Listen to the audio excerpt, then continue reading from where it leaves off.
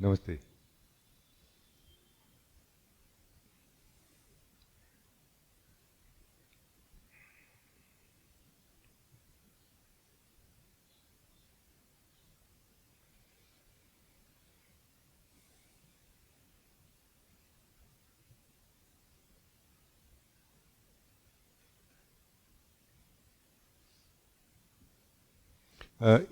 In very simple language, I want to share some truth with you, which is basically a pointer and can help you. It is said that the soul has lost itself in the world, and the soul has to get itself back, gain itself back. No, it is said like this. Let us try to understand what it is. How soul has lost itself. How exactly soul has lost itself. That method, or you can say the process of losing the soul, is association. Association, mixing.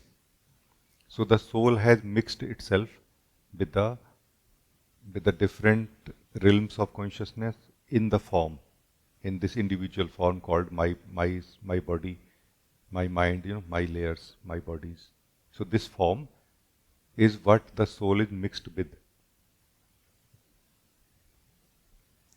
And this mixing, this association gives life to this body, all the layers of the body. This body and bodies don't have any other source of life, other source of energy, except the soul.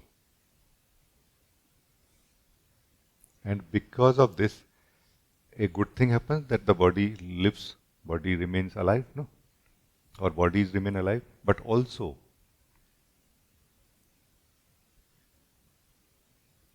when the soul has not gained its own strength against them, soul finds itself to be very weak against them. While soul continues supplying energy to them, it continues supplying energy and strength and life to them.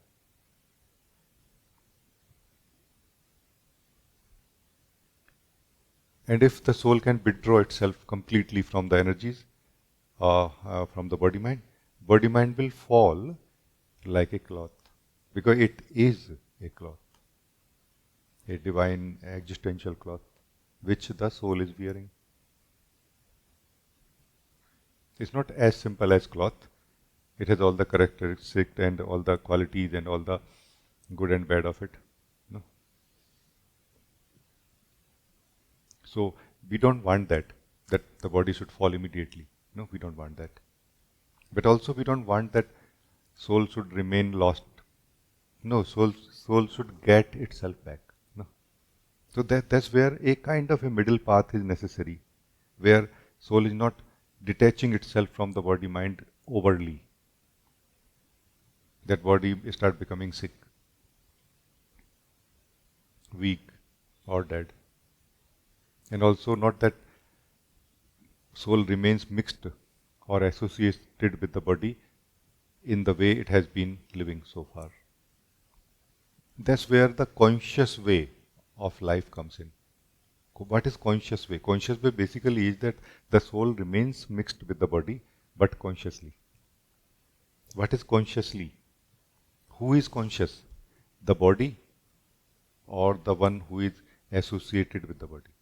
What is this conscious? I am conscious of my body part. Let's say when we say I am conscious of my body. Is the body saying I am conscious of my body? No. It is the one who is living in the body is saying, no. So this one who is living in the body is the soul, and consciousness of the body does not come alone. It always comes with the self-consciousness. So the one who is aware of the body has to be, remember, aware of itself also in the same proportion. It is exact same proportion. It is not possible that I am aware of my body, but I am not aware of myself being aware of the body. Or I am not aware of being. No. It is not possible. And this is where the mind plays tricks, that I am aware of my body. No, but are you aware of yourself, of your being, who is aware of the body? If yes, then yes, you are aware of the body. No? And this aware of the body or aware of ourselves when aware of the body. So we can say like this, that while we are aware of the body, we are aware of ourselves also. Or when we are aware of ourselves, we are aware of the body also. This one awareness is the way. The way, it is the way out of the imprisonment where the soul has lost itself in the body. No? This is how we have lost ourselves in the body, and this is how we will gain back ourselves. And this being aware, self-aware and aware of the body, of the breath, is a gradual process. It is not very quick like this, that suddenly we will get detached from the body completely and body will fall. It is not like this. But gradual does not mean slow. Gradual is not slow really. It is the fastest possible in that state of the being, because every being is in a very specific state. No? Like we are similar but not same.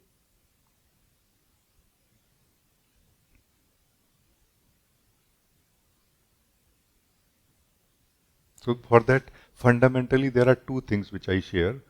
One is just seeing, another is just sitting.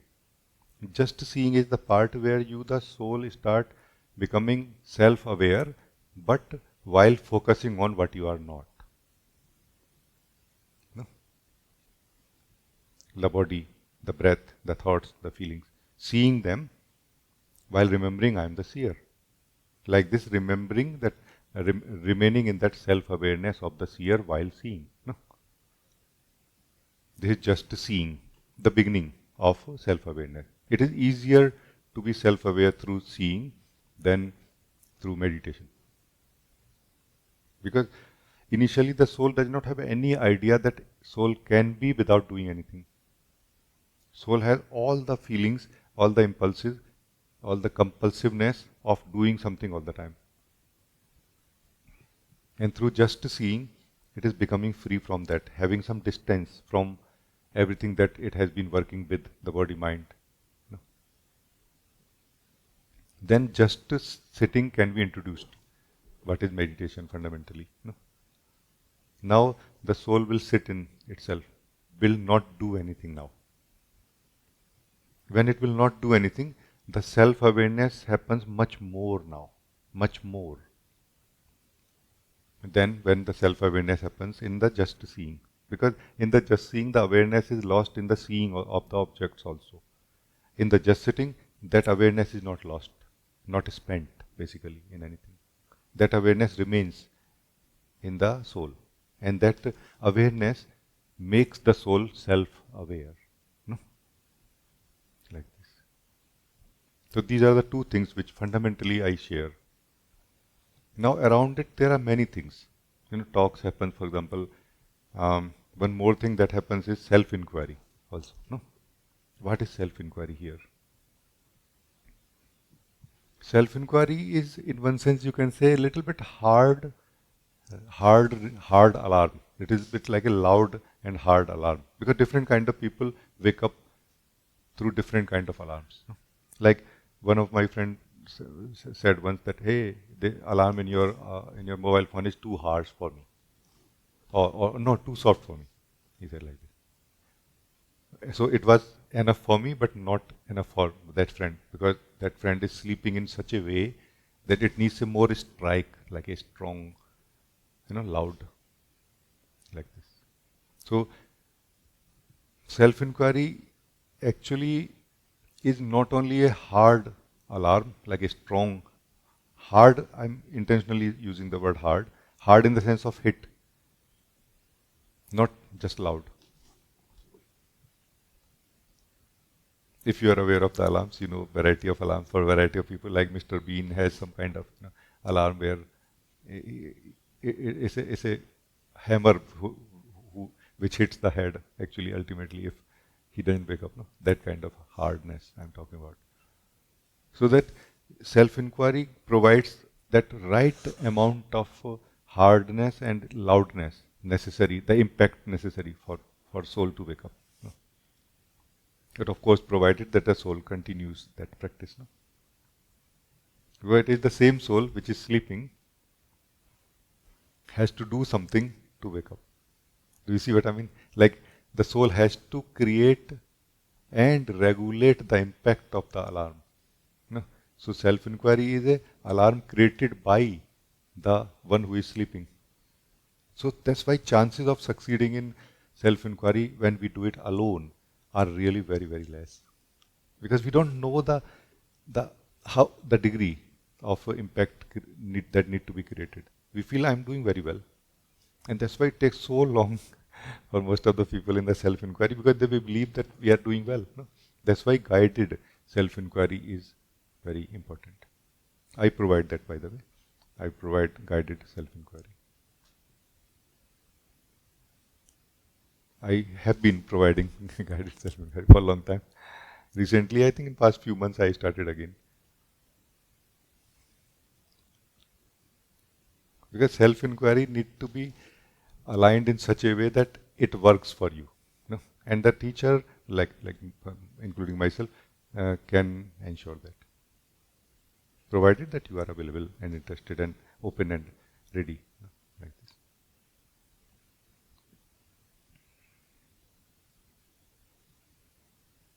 So, the soul who is sleeping basically is sleeping in the dream. Like there is a dream going on internally. That dream is called myself, my life, my people, my relation, my possession, my actions, my responsibilities, everything together. In this, soul is sleeping. And within this, there is something called, another activity called self-inquiry. Unless the soul has highest value for it all the time, like 24 hours, there are almost no chances that the soul will succeed in it. No? Because one thing or the other will pull. One thing or the other will take you into it. Meaning, even if you touch the smallest particle of the dream, you are in the dream. The strength of the whole of the dream is at work now. This is the power of this internal dream. Even if you touch the smallest particle of it, even once, just touch and go, you are in. This is the power of this dream. I'm not trying to make you scared of it, but I'm trying to make you aware of it. So that you can know how much strength you have to put to wake up.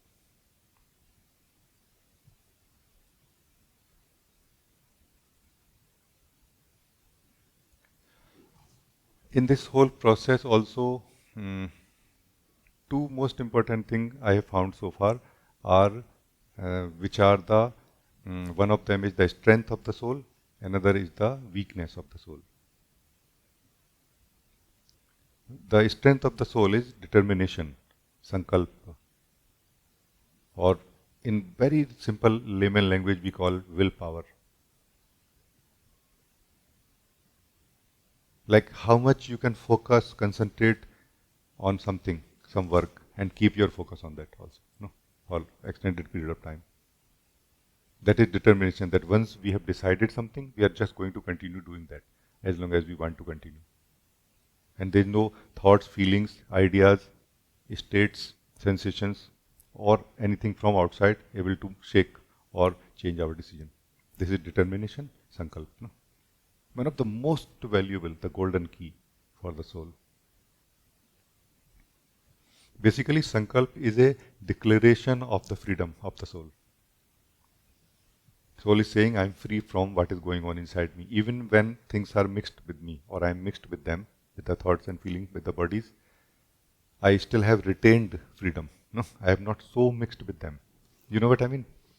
And those souls who don't have this kind of strength can get back that strength through same thing, through sankalp.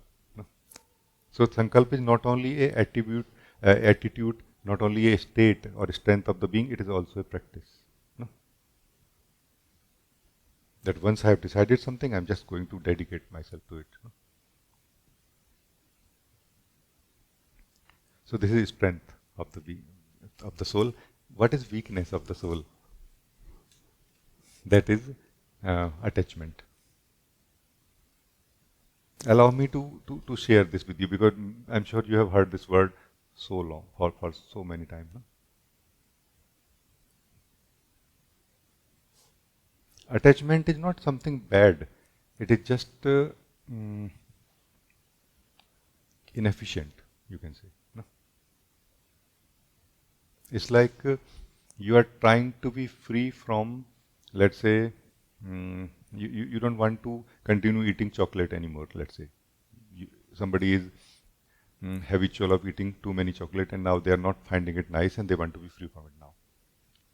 Attachment is like while you are trying your best to not eat the chocolate whole day and every day in the best occasions, parties and everywhere, but when you come home you start eating again. No? So you are basically undoing the effects of that effort that you are making to be free. No?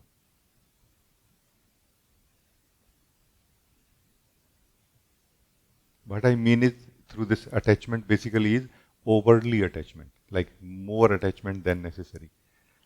More attachment than necessary is what is basically called attachment. Otherwise, that necessary attachment is not called attachment. That is called just being with the body, being in the body. No? So we are not mixed with the bodies in the sense that we are mixed with them at the necessary in the necessary degree or amount or how to say like this. We are more attached or more mixed with the body than necessary. This more is the thing. And that's why balance has highest value in the spiritual context. Balance. Not more, not less. For example, attachment plays in the form of being very biased about certain things. That we are very biased. We take sides. We are not neutral. We take things personally, for example. So this attachment plays in the form of this, for example. Like the focus is not on the discussion that is going on. Focus is not on the goal where we are trying to reach. Focus is on more like my way of doing things. No. Soul doesn't have any way of doing things. This is not weakness of the soul. That soul doesn't have a way. This is the highest strength of the soul. That soul doesn't have a fixed way of doing things.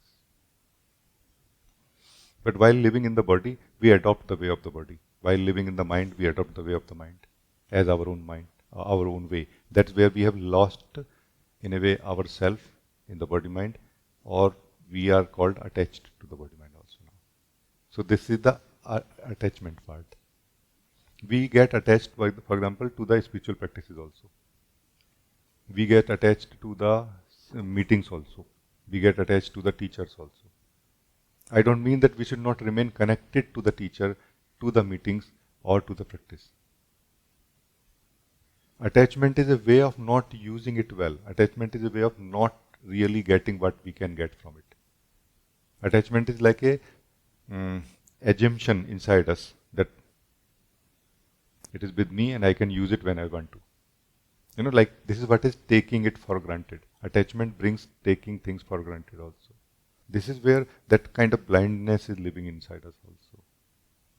I just felt that I will share with you all these few things, in case any of them can show you something, can open your eyes and show you that how you can get so much more from this life. It's not about really giving up anything. No, not giving up life, giving up attachment.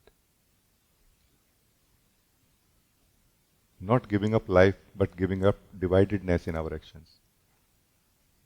Adopting the natural way of being, which is determination, samagrata, totality. This is the natural way of the soul. So in these two ways, you can really take care of kind of almost everything.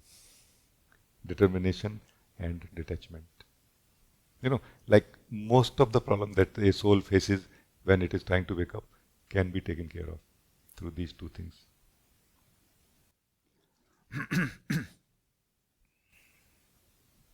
So I just felt, thank you. Anybody want to talk about anything? You can talk.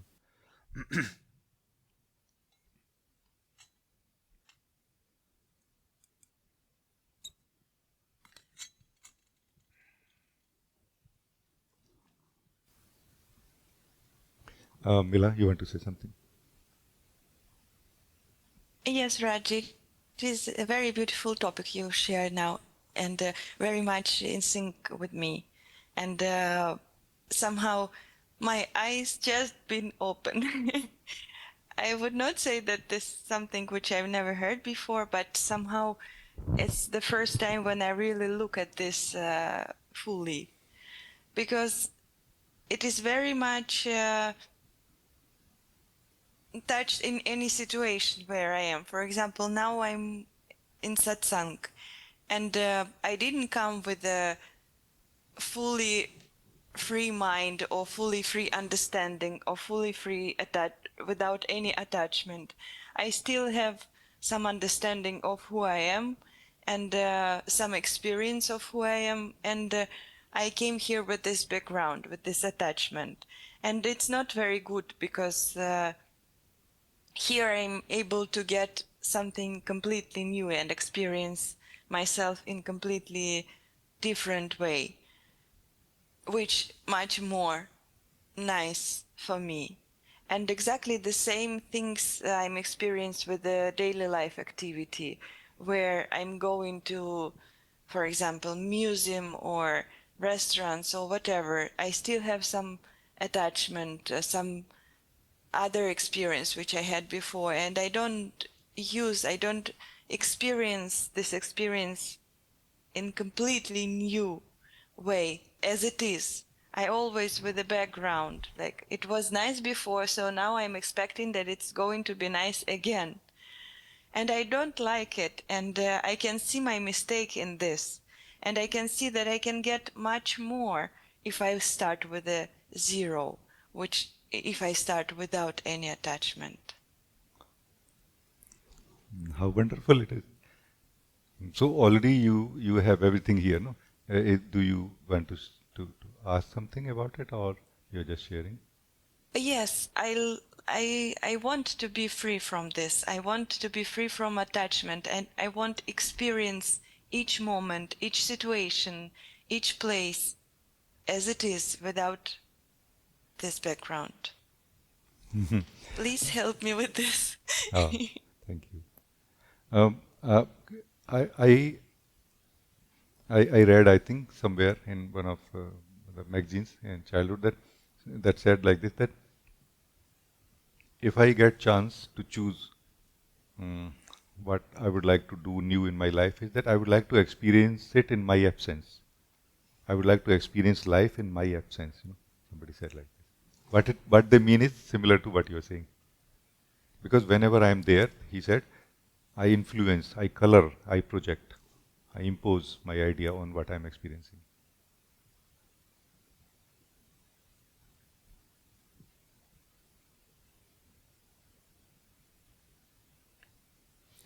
Really, life itself is not really a fixed thing, because it is fixed in one sense, or in the sense of the law, the Tao, the way life is, but also it has infinite potential for every one of us based on what you are saying right now. So, as soon as you are able to see now that living from zero, ground zero, is a better way than not living from it, or living from a mixed state of being, obviously you are going to go for it, no? Because everything has a cost to be paid, no? What is the cost of living from zero? The cost of living from zero is, first of all, our attachment to the mixed state, which is not zero. That attachment gives us a sense of comfort, familiarity, and also another thing is our body mind is functioning from there mostly. So now our body mind has to learn to function from zero also, particularly our mind, particularly the um, practical mind, where we do business, job, and relate to people at a individual personal level, no? Where some give and take happens. So this is the cost. But when you see the reward of it more than the cost, obviously you will go for it, no? Or not?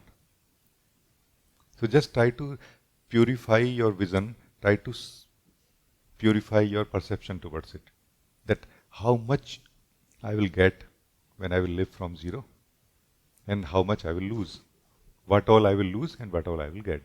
Be very simple about it. Don't believe. Examine yourself, see yourself. Because if you believe, what will happen is that you will still continue doing exactly the same thing from the bottom of your soul, while on the superficial level you will try to do what you believe you should do. No? And that's going to create such a split inside you and such a inner conflict that you will feel that I was better than better before than now. You know. So don't allow this inner conflict or split to be created in you. Yeah. You yourself see, don't be in a hurry. You yourself see, is this better really? Allow yourself to witness, to observe, to to to see, no, in real action that when I'm I'm meeting life from zero and when I'm not. No. You not being interested in anything, any model, any way of living life is much more a method to remove it from your life than other efforts. No? And you being interested in it, even if uh, from the back door, let's say, under the table, is much more a strength given to it than any spiritual practice, any practice that we do on the surface can handle. No? So it's not that whether you want to be, whether you are free from anything else, whether you are free to be at the zero or not. It is more about whether you want to be free or not. It may sound strange, but please allow me to say this again that it may sound strange that no, I'm ready, but mostly people are not ready. Like the purification of your decision basically is possible only when you go in the very depth of your soul, where we are attached mostly without knowing so much, without being aware of our attachment so much. You know, like, are you ready to learn from ABC? Then everything. Are you ready to learn ABC? Are you ready to learn life from ABC again? Everything of life. Then zero is for you for sure, because then you have only rewards. You have no cost in a way. The only cost is that whatever we have learned so far, and we find it too tiring or too if effort intensive to learn it again. No, you see what I mean? But now I see clearly, feel that you are more excited to be living from the zero than and feeling happy about it, even at the cost of learning things. No? But that learning will be very different. It's not really like your mind is going to learn how to live practical life, how to drive a car or bike or something. No, not like all of that remains. It's more like how you connect to the mind. It's about that. It's about how you connect to the body, to the breath. It's about that. So ego is a set way, learned way of connecting to the body and mind. And then when you let go of that learned way, then you come to unknown, new way that you have to learn now again. Now you will connect as the being that you are, as the zero that you are. No? The zero will experience everything to the fullest. Zero will live everything to the fullest also. But it will never become anything. When you live as the zero, then you know I am zero. You are not less zero than before now. Remember this. This is the difference between true knowledge of the soul versus that knowledge reflecting in the mind. When it reflects in the mind, then we become a zero. When you really know that you are zero, you become more zero than before. Like more free. No?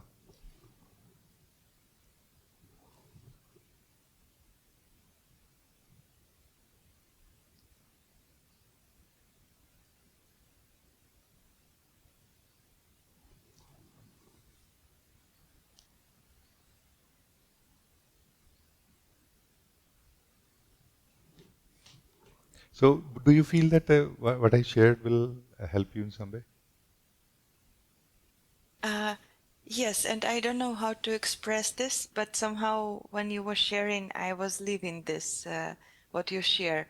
And it was very clear to me that before I had like a frog in my mind, and it was mixed up, and slowly it become very clear. I would say it is the same as you drive in a car and your light is dirty and your window is also dirty and it's also a lot of fog on the road. You mean I can drive you mean fog? fog, yes, sorry, fog. I can drive, of course, because I know how to drive in different situation and also with the heavy rain, but it's quite difficult. And the 0 point is like when you clean up your window, when you clean up your light, and when suddenly fog disappeared and also rain stopped and you're driving nicely. So when you were sharing, it was this kind of driving, and I like it very much, and it's very very clear and very beautiful to drive like this. Yes. Thank you. Just a side note for you for this occasion. Because of our habit of driving in the fog, while our windshield is also fully covered, mostly covered with the ice, snow, or something, and our vision also, we are tired also. We have got into a habit of pushing into life too much, like yeah, like this. And when the windshield is clean, lights are clean, weather is clean, road is clean, there is no fog, we will continue doing that. And that is going to create interference, disturbances in the harmony of life, and the great harmony will bounce back. You see what I mean? Like if you push the great harmony, it will push you back. Until then, you were not pushing anything because you were just fighting with the fog, which was more internal, not external. Or even if it was external, it was not really harming anything, except few bumps here and there. And there also, the great harmony bounces back. If you push it, it pushes you back. Great harmony is just a reflective consciousness. No? It just reflects back exactly what you do with it. So be very careful when now living in the clarity. Don't continue seeing people, evil people, bad people, this people, that people. Don't continue seeing that. That is the old view. Allow yourself to see people as they are, life as it is, trees as they are, animals as they are. No? A new way will emerge, which is neither slow nor fast. You see, which is neither slow nor fast. You are not pushing anymore, but you are not sitting also. And slowly you will learn that what you really are, even when you are in action, when you are doing business, everything. No, you will know really what you are or what you are not. We have a belief still that I am something separate from this wholeness. That belief will simply disappear because truth will be revealed. We are not separate from this wholeness. We are the wholeness. It is the wholeness living as you. Not in you, as me, as every one of us. So it is this great harmony living as you, as me. The more you allow its original mm, way of living, the more you are rewarded. What we call grace of God, in one sense, can be understood in a more neutral sense, is when you align yourself to the very way of life. The way of harmony is what it rewards you. When you don't follow the way of the harmony, it punishes you in one sense. You know what I mean? But without being personal about it, like not that it is singling you out that you will be punished, not like this. No, responds back. That looks like, oh, I'm being punished or something. Do you follow this part that don't take it personally at all now? The persons are there as long as you see them. They may still continue being there for others, but they will not be there for you. This is the freedom given to us, that you can live in this life without being any person anywhere. While other people, even your neighbors or somebody in your family, will still continue living as if they are persons. You see. Do you follow this part? It's very important. Yeah, I feel that, yes, it is like when you're driving a car on the road, there are some other cars. And it is your choice. Either you concentrate on the car or you concentrate on the road. And you see only the road when you're driving. How wonderful. This is one of the very beautiful examples Guruji have given many, many times. Focus on the road, no? It's very beautiful what you're saying. True. Actually, if we focus on the road, in this case you are saying focusing on the drive and on the road, driving on and on the road, then what will happen is somehow that you will come into that right state of being, like right way of plugging into the traffic, into the others also. So there will not be so much other like attacking us, or we need to attack on them, shouting at us, or we need to shout at them. But they are also not that they are not there. They are reasonably there and need to be taken care of. They are part of the traffic, part of the driving. But the main driving is you and your car. Not that they are primary. You are primary. They are primary only if you bump into anyone. No? They become momentarily, like they come in the focus of attention only when we interact with them in some way, no? For some reason. So you're very right, very beautiful example that you gave, no? And this what you are saying can be understood like remaining present. This remaining present is nothing but this only. Focus on the driving, focus on the road. Like minding our own business. This is what is being present. But in a beautiful way. Not like closed way. Not like, mind your own business actually for the person is like a message to suppress. No, this is not about suppressing. It is about remaining expanded and natural in our state, no, in our natural true state. But no, it is about being mature. It's not about suppressing. It's that you have learned the truth of life, the way of life, that no, the way of life is to remain present with what I'm doing. This is the best way of living life or getting maximum from life. This is the best way to get maximum from life. No? Like it is about maturity that happens in the soul that we are. No?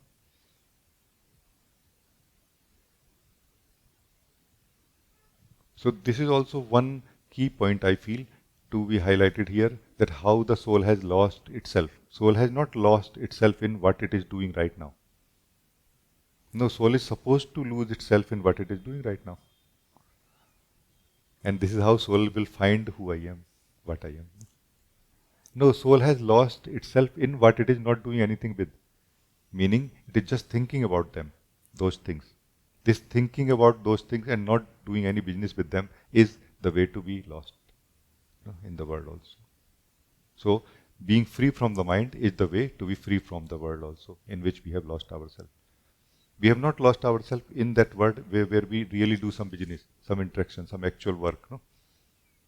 No, when we don't do any work, but still we continue doing some work internally, through thinking. No? That is the way to lose, that soul loses itself in the world. In this actual world, soul only finds itself again and again, discovers itself, tastes itself, knows itself again and again more deeply. So this whole world and interaction and everything of the life is basically in service to discovering and living the truth of who we are. Isn't it? Thank you. It's very nice.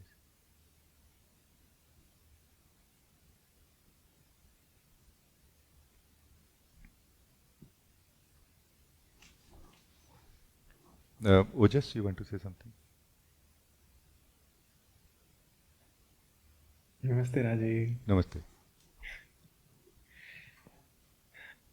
Happy Guru Purnima. Oh, same to you. So nice to see you.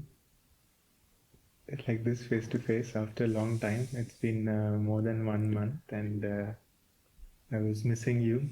Maybe you were also missing me a little bit. Sure, for sure. Yeah. So yeah, just wanted to uh, come forward and say namaste, and yeah, everything good. Life has been very joyful, and I've been just kind of accepting how things are coming, and yeah, everything good. And I thought to invite you to share about this, how being free from attachment can be more alive and fresh. But there was already a very uh, rich, beautiful discussion with Mila, so that has also been satisfied. So that's all, Raji. Thank you. Thank you. But still, I can share a little bit something about it. You use the word fresh, like fresh or something. That is a very valuable key pointer also. So we are living in a certain degree of newness and freshness, you know, right now, and that can be and should be increased now. Now it should be more fresh and more new inside us. Only inside us, not the new people, not the new situations or circumstances of life, but more newness felt in the same situations of life, circumstances of life, no? With the same people. How? That the key is samagrata, totality. That is the key. That as if we are saving ourselves from this moment, from this interaction, this meeting with life, including this satsang, by the way, right now. So right now there is a chance that every one of you can check, am I saving myself from this meeting, this talk, this listening in this moment? And how, while we are saving ourselves, how exactly we are saving? We are saving ourselves in the mixed state or that ego state. And in this way, ego state continue getting energy and life from us while we are less available to this moment. This moment is full of newness, freshness, in the sense of taste of newness also, freshness also, in the sense of possibilities, infinite possibilities also, for us to grow, to know, to live. No? So, if we can spare ourselves more, like if we can withdraw ourselves more from the old way of being into this moment, into this task, into this activity, into this response that we are giving to life right now, no? Then we are withdrawing ourselves from the old in a way. Like the new way will emerge. The soul that you are will taste the newness of life, which is always there, which is always inherently there. This is a very strange thing that life does not taste stale ever. And we are able to feel stillness in life. It must be researched really very deeply why it is so. No?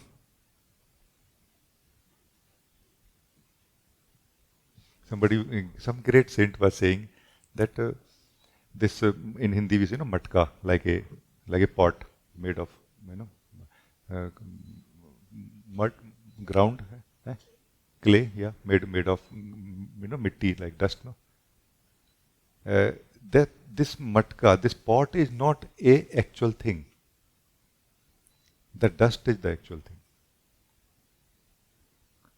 So the name of the thing is dust, soil, clay, not really pot. Pot is just a form and a name given to the form. No. It is kind of not there. No. And in the similar way, he said, this word that you experience is not a thing in itself. The thing is Brahma. The thing is Brahma, the supreme soul. This word that you experience, do you see, is Brahma. It is not a thing that this body, that body, this person, that person. That's not an actual thing. That is just an appearance. That's just something made of it. While the purity of the Brahma, of the Supreme Being, remains intact always. that freshness always there. So it is not that freshness has to be created in life. It is all the time there. It needs to be lived. So why we are not able to live this freshness? This we must deeply look. Because we are living in something called a familiar feelings, familiar thoughts, familiar story, you know. So while the outside of our body mind is full of freshness, I'm not talking about persons really, human persons, so much, because they are also living in the same story. No? So their vibration will also not be so fresh, no? Obviously, for obvious reason. But apart from that, rest of the life is so fresh. Outside it is fresh, but inside.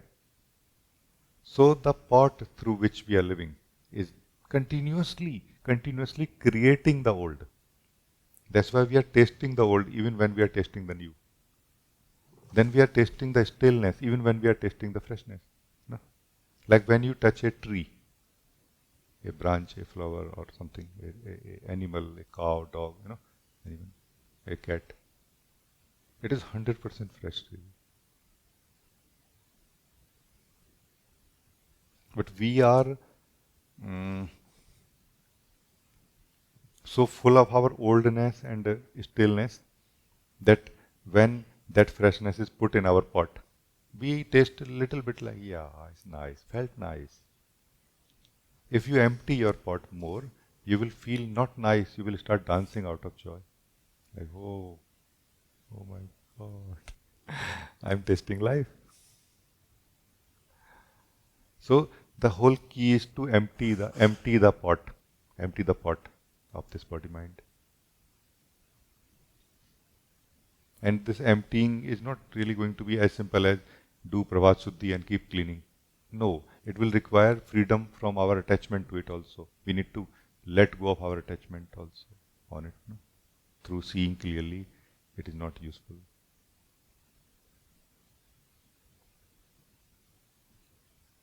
When you are not interested in the stillness inside you, it will not survive. The mechanism breaks actually. And this, what I'm saying, goes so deep that when you, the soul, is not interested in living as a person, as an individual self, even that mechanism breaks. What we call falling apart of ego basically is the actual thing that happens when the soul that you are is not interested in it anymore. It just falls apart because you are not fueling it anymore. No? Your interest in it is the fuel. Our interest in it is the fuel. Is what keeps it one alive, intact. So this is what I felt like sharing with you. Thank you. I know it is the same truth, but when we live again, kind of little bit more impactful or can be useful. So I thought I will just share with you again. Thank you, Rajee. Thank you. Very, very inspiring.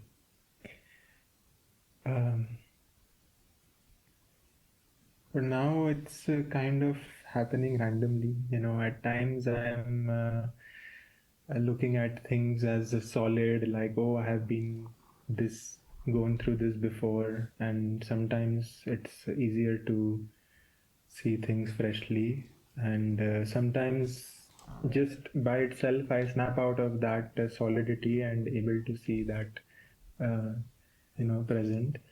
And one more word I found like similar to freshness is richness, and especially in suffering, there's so much richness, so much diverse, and it's like wow, so much, so much possibility of experience. So it's beautiful to be able um, to live that. And I was going to ask you like how we can, maybe switch from that solidity and staleness to the freshness. But I think maybe you answered. It's like slowly, not being so attached to that, to those things.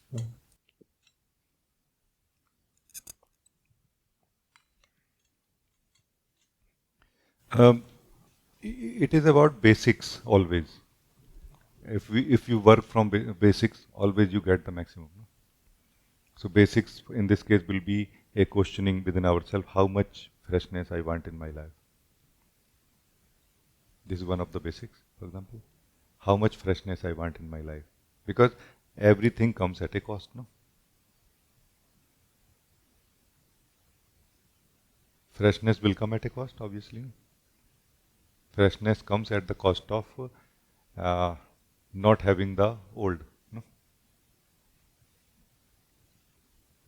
This is one basic question we can and we should ask, I feel. Another question that we should ask whenever we want to experience freshness and we feel that I'm not feeling enough freshness is that, is there anything mixed with me, the experiencer? There are many things mixed in the experience, but is there anything mixed with me, the experiencer? Try to feel the purity of the experiencer and ensure the purity of the experiencer by actually deeply looking that, like right now you can do it, that is there anything mixed with me, the experiencer? Because there are all chances that there is something mixed with you, the experiencer. And that is basically dictating, dominating your demand from life. That how much fresh life I want or how much stale life I am okay with. And as soon as you are not living with anything mixed with you, your demands, your desire, your longing and your the message that goes out of you into the existence is also changing now. Life will respond accordingly. No? So check right now, everyone, that is there anything mixed with me? Meaning, it is okay for anything to be mixed with you. But is there anything mixed with you without your permission, without your awareness? That's what I meant.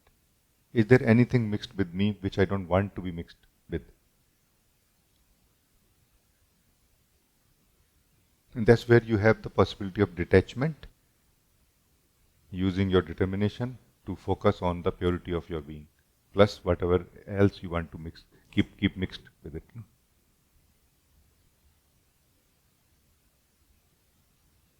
Use your breathing also for it. It's a very powerful tool. Breathing can be used in so many ways than we can imagine.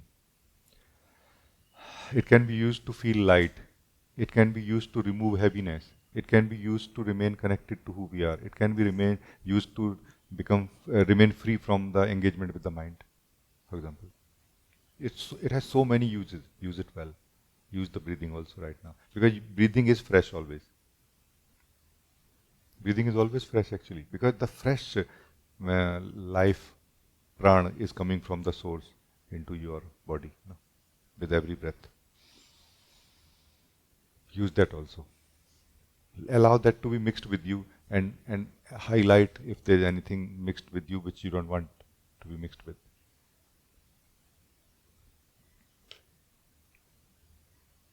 So there are two basic things which I have shared today about in this relation, Ojas. One is the purity of the experiencer and the purity or clarity of the desire of the experiencer about experience. How much pure or fresh or new experience it wants to experience. Two things. Purity of the experiencer and clarity of the experiencer about its own desire or decision. These two things. Both can be experienced or can be verified and looked into right now. No, right now you can look into it. Because what is happiness of life? That you are able to live life as freshly as you want to live. What is unhappiness of life? That you don't want to live that stillness which you are being forced to live in some way. No. That is unhappiness of life. It is relative. At some point you would not like anything to be mixed with you, what Mila was saying, zero, ground zero. That is basically, I don't want anything to be mixed with me anymore. And I want to experience absolute newness all the time. No? This is the demand. It begins somewhere and then slowly we actually attain it also. What is living moment to moment basically? It is nothing but this only that we are talking about. Like very beautiful words I heard from Osho one time. He said that in the ultimately one day we will negate even the last moment. Last moment means literally the last second, not moment like philosophically. Like what happened in the last second or minute of the time is negated, means like it just disappears. Like it doesn't remain in the consciousness. Consciousness remains empty of even the last moment and full of this moment only. And this is the purest and freshest taste of existence. Possible? No? But there are different degrees of the same thing. You see where you want to settle. You see what is sufficient for you. You see what is good enough for you. Or you want more, no? Everything has a cost to be paid. Freshness of living, freshness of life comes at the cost of letting go of the old that we are mixed with inside us, the experiencer. Because that mixed, what is mixed with the experiencer is dictating everything, dominating everything, deciding, like influencing all the experiences, all the decisions, all the demands, all the responses.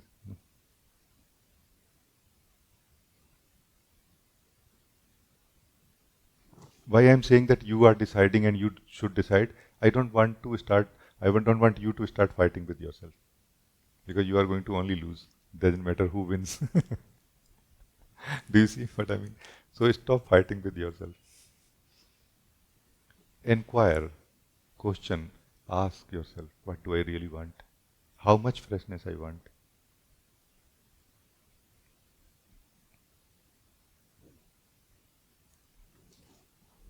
Thank you. Very nice talking to you. Thank you, Rajee. Thank you. Thank you. How nice. Very, very nice. Today is a different note actually, like in terms of music, you can say, in the language of music, it's a different note at which we are. Everybody please make best use of it. Talk and discuss and, like that.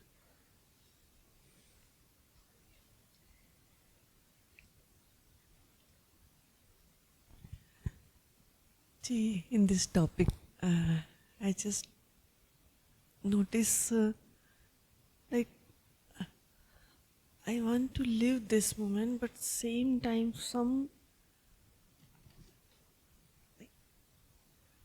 you can say that attachment. Now you said in the starting, like there is some attachment I see, and that freshness is not coming. That which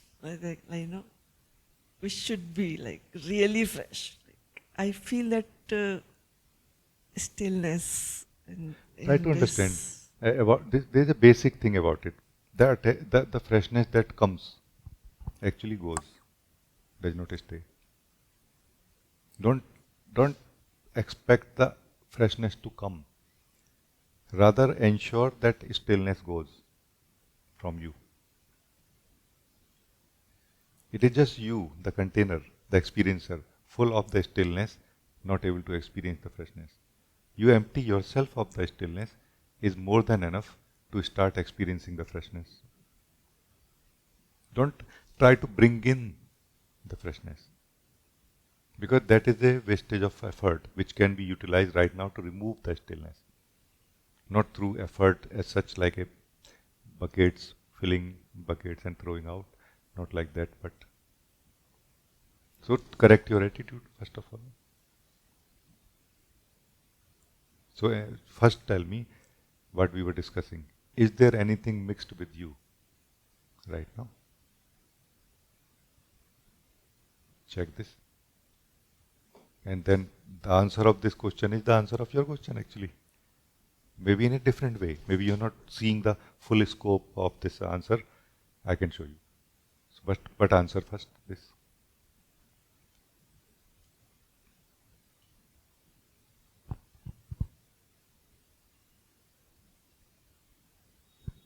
No, I don't feel like I don't feel anything mixed in me. And so this is fine. Nothing is mixed with you. And then what are you saying now? You were saying that I want the freshness to live, but it is not coming. Yes? Is this not an attitude? Is this not a point of view? This point of view is coming from where? Is it coming from the pure being that you are? Actually, no. Pure being does not have an attitude towards life. It is free from attitude. Its perception is pure, but its outlook is empty. Its attitude is empty. It's empty of attitude towards anything. But it doesn't look like an empty attitude. No? You are still expecting. Why you are expecting? From where? That is what is mixed with you. Do you see? Look again. Right now, check. Don't let it be a discussion only. No? Right now, check again. How and why you are able to say that what you are saying.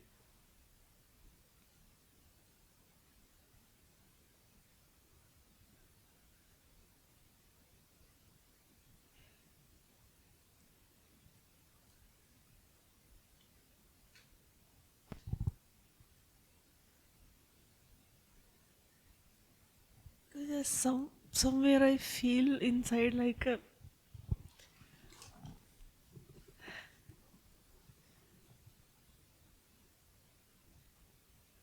something is bound me, like that.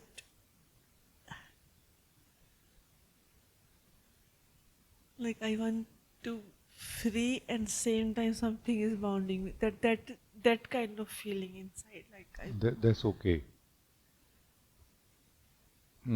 Better answer this question that I am asking you. This question will help you in this what you are saying.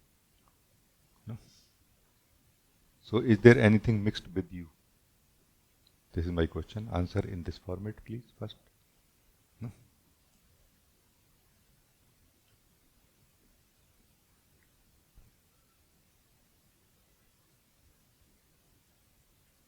no, nothing is mixed. And do you have any complaint from life now, right now? Do you want more freshness and you have less freshness? Do you want the stillness to go out because you have stillness? Any such thing now?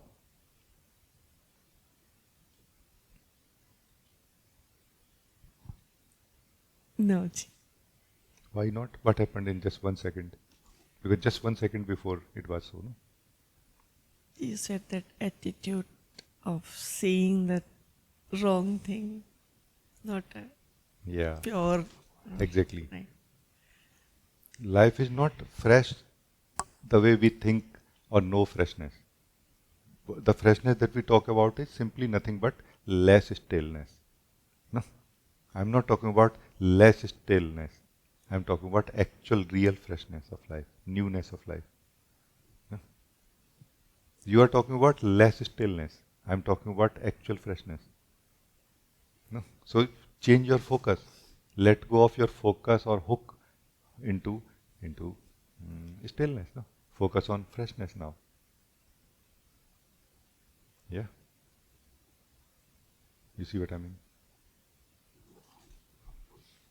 Freshness doesn't need to be brought in.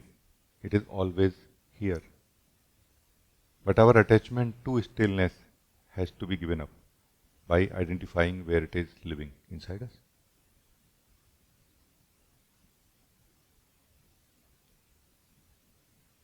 Anything that we know, actually, in the fundamental sense, anything that we know, anything that we have experienced or understood is old. Including who I am, including the experience of who I am, including the knowing of who I am, is old now. Useful, but old. No. In the context of newness, it is old. In the context of spiritual sadhana, it is invaluable. It's very useful. Like this. So don't mix these two things. What is useful does not necessarily mean true or ultimately true or new. No. But what is not true does not mean not useful. No. It is this what is useful is that thorn used to remove the previous thorn. Using the false to remove the false in a way to make the soul free from the false. No? Like this. But here, life is not like new, like opposite of the stale. It is new like the staleness is made of the new. Do you see? So what is the very material of life? Everything is made of. That is new. That is freshness. And the soul that you are can experience it only when nothing is mixed with you. Meaning when you are not holding on to anything inside, from inside. Because how anything is mixed with you? It is not mixed with you because of the thing from outside, but it is because of our hold on to it from inside.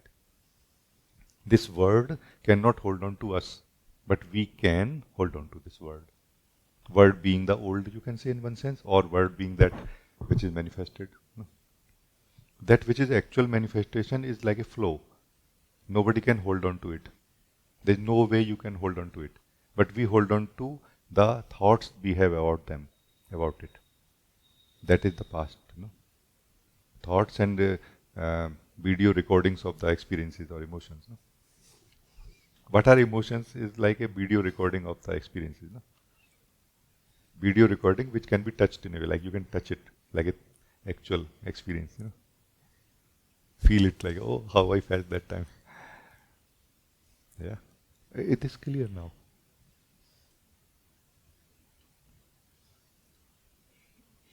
Yes, it's like if I touch just before movement, it means I'm again touching the past and again touching the old. Yes. And if I see anything, and I'm talking about old, Yeah. and we always see things with this old video recording. It's so true.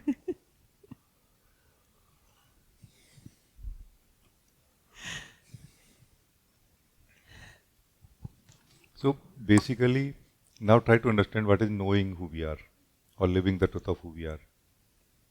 It is basically living the purity that we are, not the purity that we have. The purity that we have is opposite of stillness, which is in the same realm where stillness happens and less stillness happens. Like there are always degrees of the same thing, whether what we call conscious, being more conscious, less conscious, whether what we call stale or fresh. There are different degrees of the same thing. Like less stale looks like more fresh to some, no? But there is something beyond it. What is that? Tell me.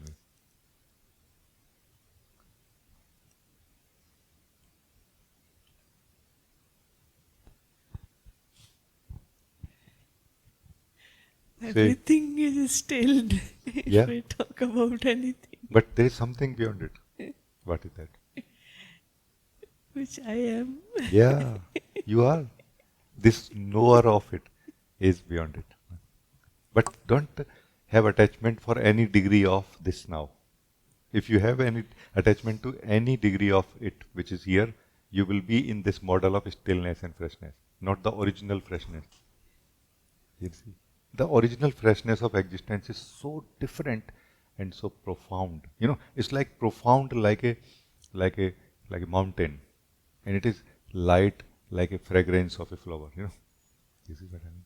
At the same time, it's like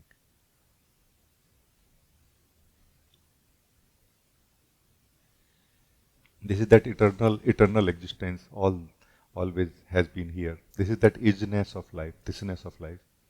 It tastes only one, that is fresh. Fresh and true.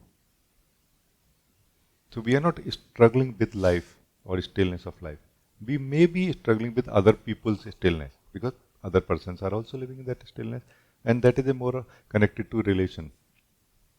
And you can manage how to relate to people, how to not relate and all, no? How much relation to have and all. But apart from that, there is no stillness anywhere can be experienced.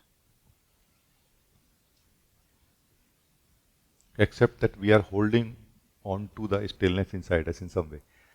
This time mostly in the name of freshness.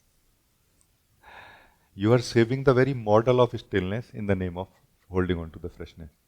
You see what I mean? So, which is not a bad thing, by the way.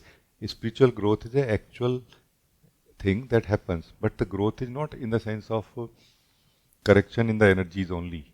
it is also in the correction of the wisdom, maturity of the soul. Like its taste changes. It doesn't want that freshness which is less still, because it can sense that still there is something mixed here. You know, what you were saying was correct, but your approach was incorrect. So I'm trying to highlight that how you can approach it correctly.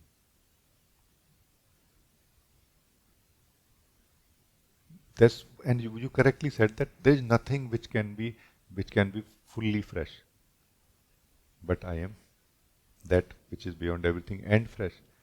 And this was a eye opener for me also many years back, that I was searching for something which can be new or can be renewed. You know, like can be made new continuously again and again, can be made fresh again and again. And I could not find anything really.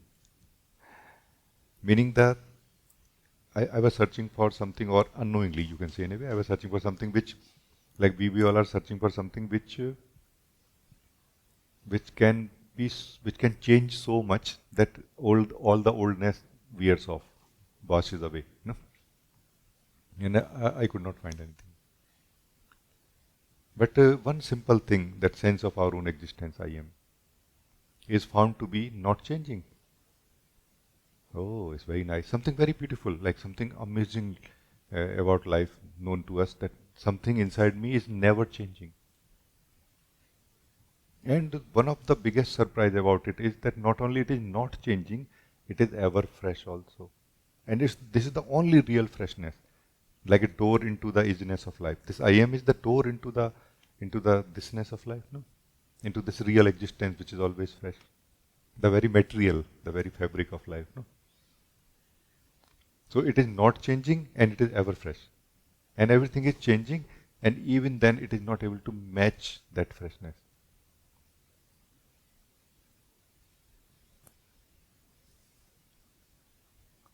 It is so radiating. This I am, sense of I am, is radiating with the freshness always, always, always. You just have to unlock it in a way, Like you have to give up the hope from that model, relative model of stillness and freshness. That is consciousness. It has different levels. What was fresh for you yesterday has become still for you today, no? Which is fine, no? You just want more. But when you want all the way, when you want the ultimate, then you have to give up the very model of it. You have to depend on yourself now. You are neither pure nor impure. You are neither stale nor new. You are eternal and always fresh. No? You are like full of this divine freshness, but without changing, without any need to go through any events of life or series of events of life or time, without going through time. No? You see what I mean? It's amazing. Thank you. I think it's very good, no? Yeah, thank you.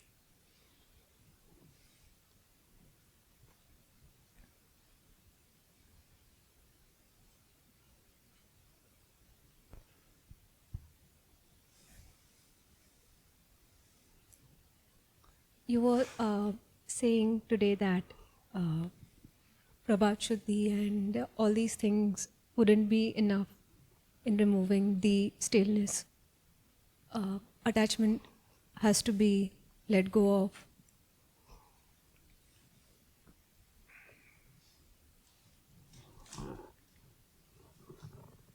Yeah, I'm sorry, I don't feel very ready today in talking to you. There's a retreat next week. I feel that in a retreat कुछ ज़्यादा depth आती है, ज़्यादा openness आती है. But I just thought if there's anything we can discuss here.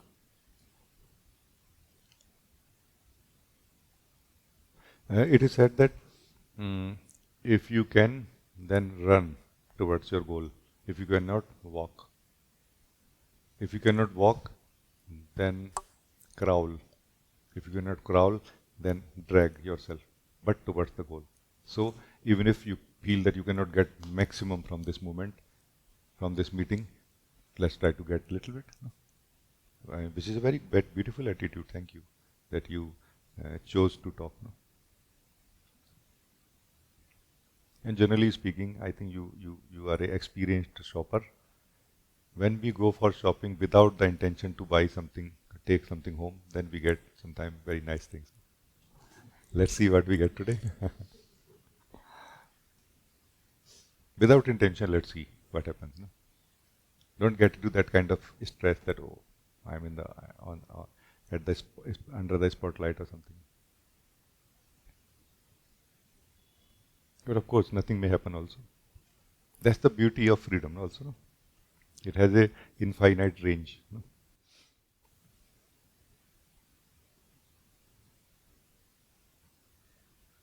Seeing that the attachment is, seeing that it's not useful. Yes. What is not useful part, I want to emphasize a little bit and share something with you. Not useful basically means that which is not giving you joy. No? You, the soul, is doing everything for joy only. And you, the soul, let's say you have a shoe and you are very attached to it. And that attachment is very alive. Fresh, shoe is fresh and the attachment is alive also. All is beautiful. No? Then there is a possibility that the shoe will become old and the attachment will still remain very alive and fresh. And then they will not match, there will be incompatibility now. That incompatibility will cause like a leakage of the joy and you will not be able to feel that joy which you were feeling before. Then you will have to do something. Change the shoe. But no, I'm attached to it. Then decrease your expectation from it or attachment to it. Like bring it to the balance. And then again you will feel joy. So basically, you, the soul, should ideally experience only one thing, that is joy, through experiencing. How? By keeping things in balance. What is balance? Balance basically is zero or no wastage of energy. Zero or no leakage of energy. Wastage basically. Like it is spent, but you don't get anything out of it. So attachment can be seen like this. Attachment causes lot of wastage of energy where you don't get anything out of it. You are not rewarded by it at all. But it is gone from you. It is gone from your account. It is gone from your life, from your being, from your day also.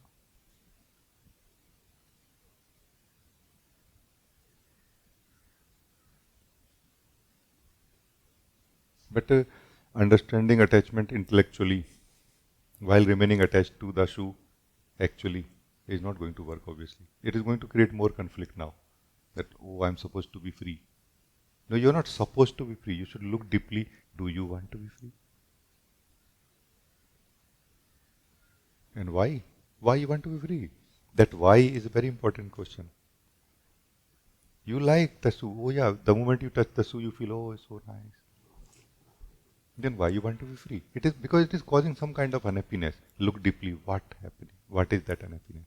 That looking deeply into this, what is this unhappiness, is what removes all that imbalance, all that proportion. Proportionate, remaining proportionate is the way to be happy, to be joyful continuously. Like enjoy the chai, but not too much. Too much is poison. No. Like somebody was saying that I'm troubled continuously because my wife likes samosa too much. He said, I myself like samosa. His wife said, okay, let's go. They were in the house of this guy. No? Let's go.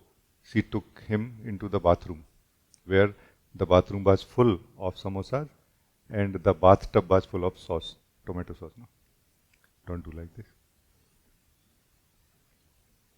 Like the mature being understand the importance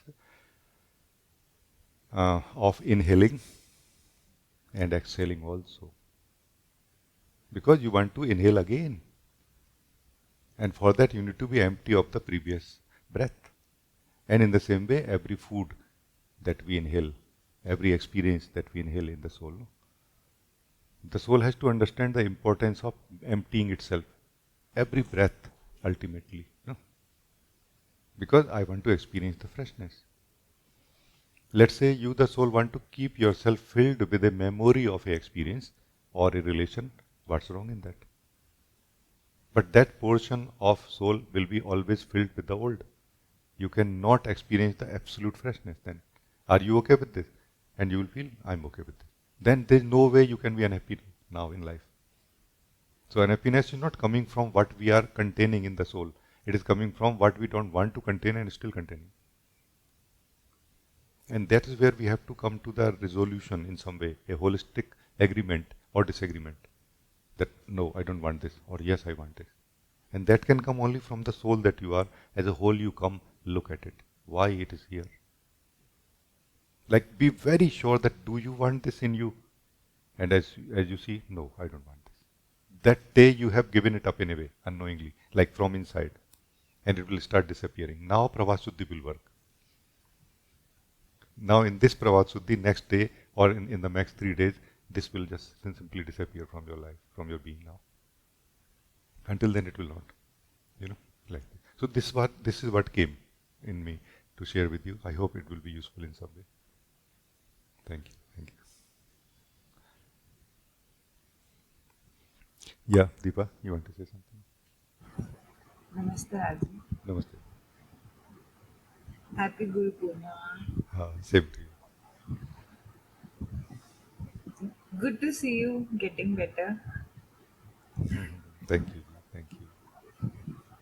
So, while the conversation started with Mila about unattachment, I was thinking through about how karma is created. So, as per my understanding, as per my experiences, that we carry generational DNA with us. Sometimes, I feel that you are doing PhD on karma, no? Not that you are, trying to know who you are or trying to be happy. So I am trying to understand the circumstances happening around me and why it is happening and how it led to certain situations where I am carrying a lot of, fear, hatred inside me, which I don't want to carry anymore. Hence, these, Let me give you a very simple example of understanding what is karma. No? Let's say you have a habit of eating chocolate, no? And because of eating chocolate for a long time, your body has got not intoxicated, toxins. It has got toxins because of that. No? Now these toxins are going to call, demand for the chocolate. This is karma. This is really as simple as this. The soul that you are has no qualities, no past, no fixed demand or desire from life for anything to be other than how it is right now, or how it can attain the highest potential within itself. It is the body-mind energies which receive or which absorb in a way and which collect and keep the imprints, what we call sanskar. No? So those sanskar, those imprints basically demand life to be in a certain way. And that kind of sets a certain path for the soul. That soul works like this, want to work like this, desires like this, want to desire like this. Now the more the soul is awake to its own truth and to its own freedom from this conditioning of the body-mind, the less you can say you are in that model of karma, or you are becoming free from this model of karma. No? Although it is not that easy, that even after discovering who you are, your actions, your perfect functions in life and practical life will always bring you into that model again and again.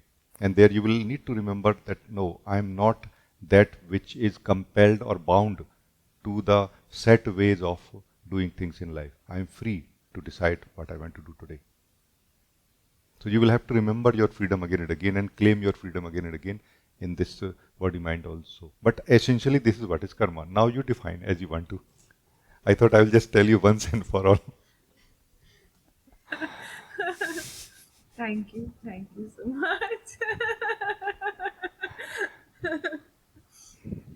So my understanding and as per my experience, what I feel is that as a child, we are born with those genes, and the reactions in certain situations come out of those genes only. But as a child, we carry that innocence, that those are reverberated in our soul or in our mind on many levels, rather than the ones which we are coming with experience in life. It changes, right?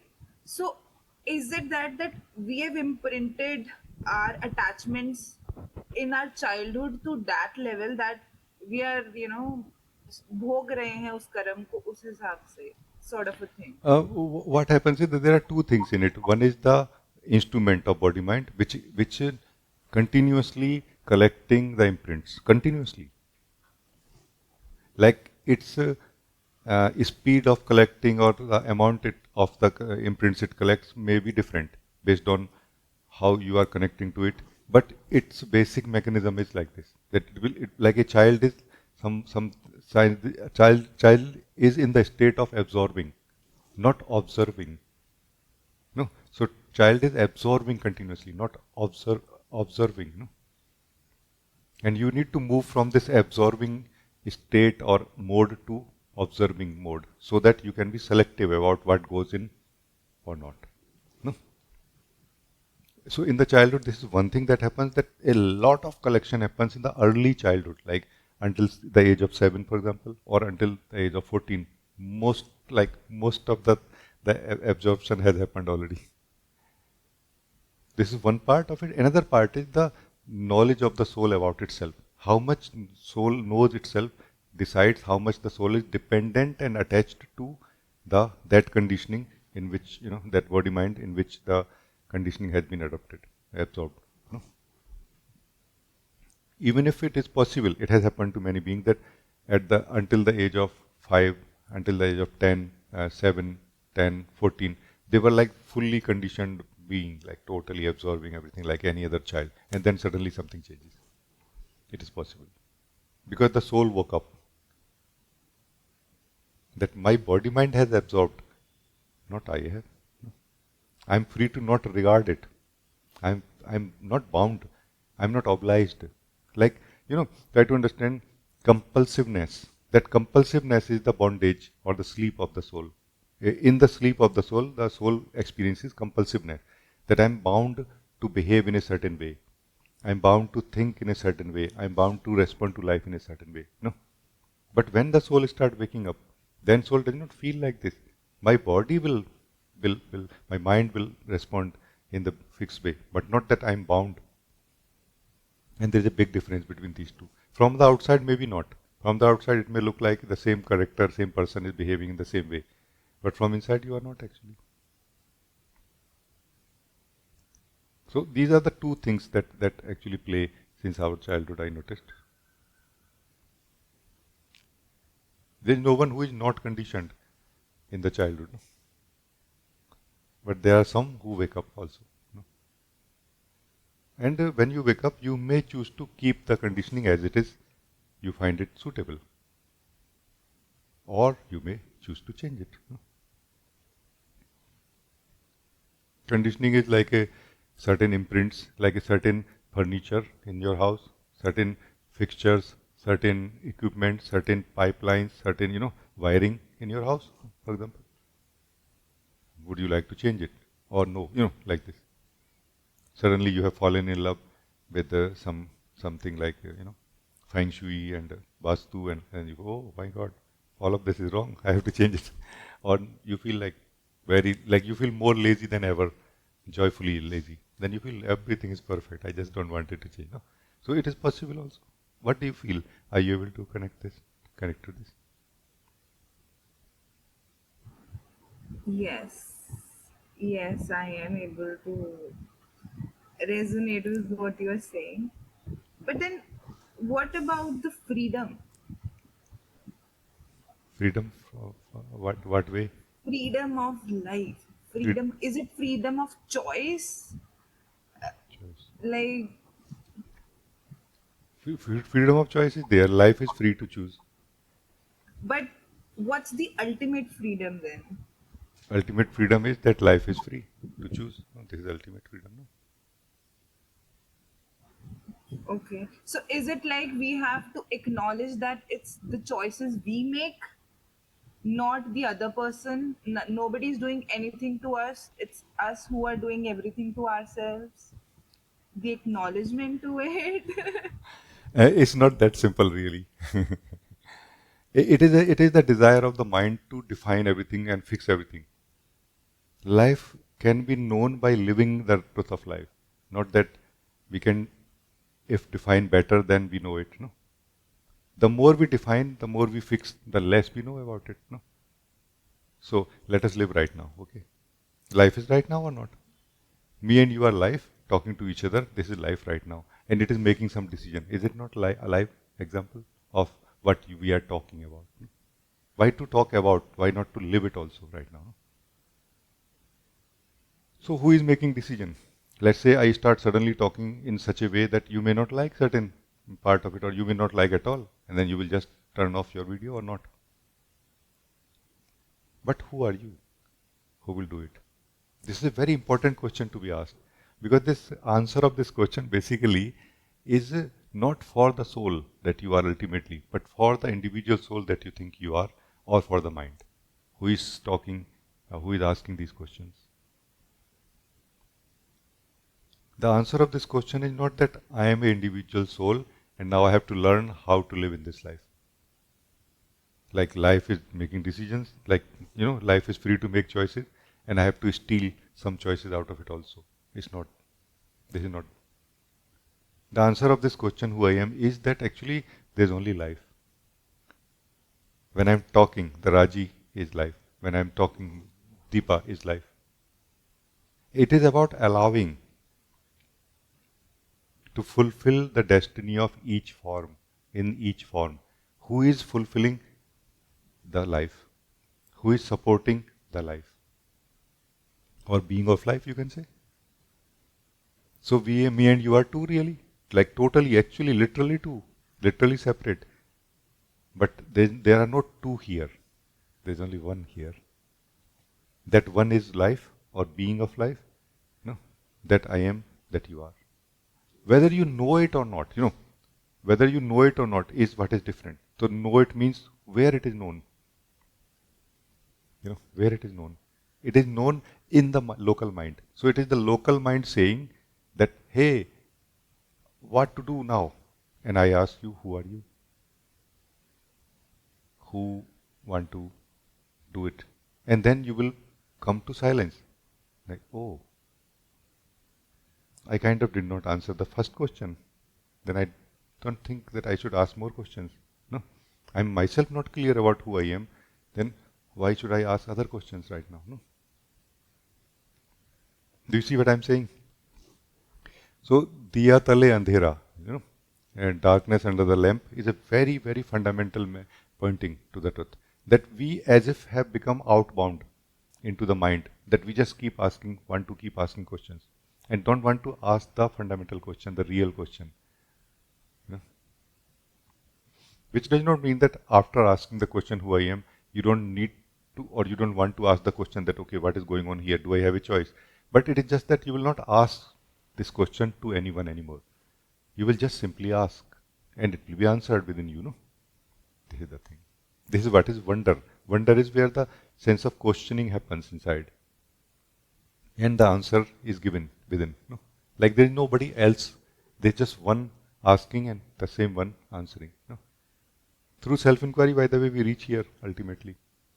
Because through self-inquiry, somehow this false sense of division from life, or false sense of self, which causes the sense of division from life, disappears.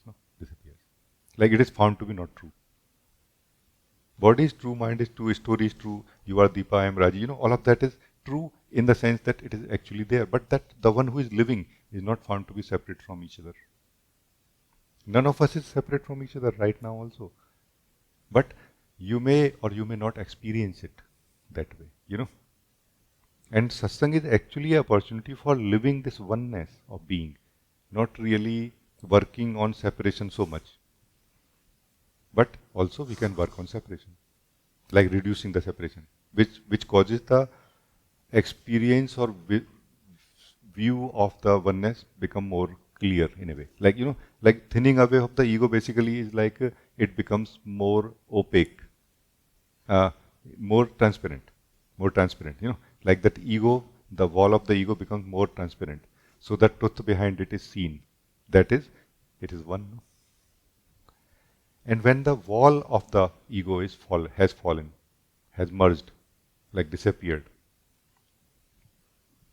then the view and the experience is same. No?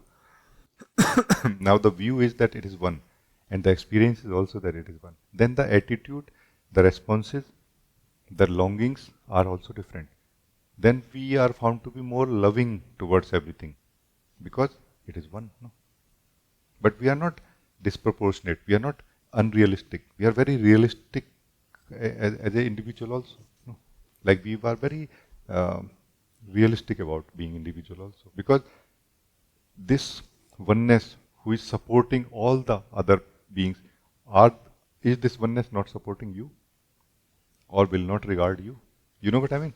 So we don't have any personal ideas here. We really live the truth of oneness. So it is where even the slightest, most subtle sense of person or identity or individual self dissolves. Where the oneness is living as you. Which is the immediate truth right now for me.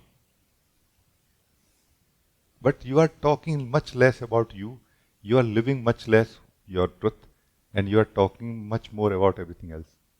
That neither you are, nor that is your fundamental experience or knowledge. No. So you are the oneness, lost in the discussion about separation, or worries about it, or concerns about it, or basically something or the other about it. Meditation is the time when you give up your engagement with the separation.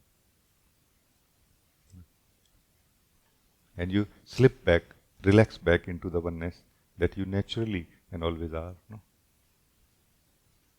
This is the most joyful experience. Meditation is the most joyful experience also. Not only most rewarding in the direction of awakening.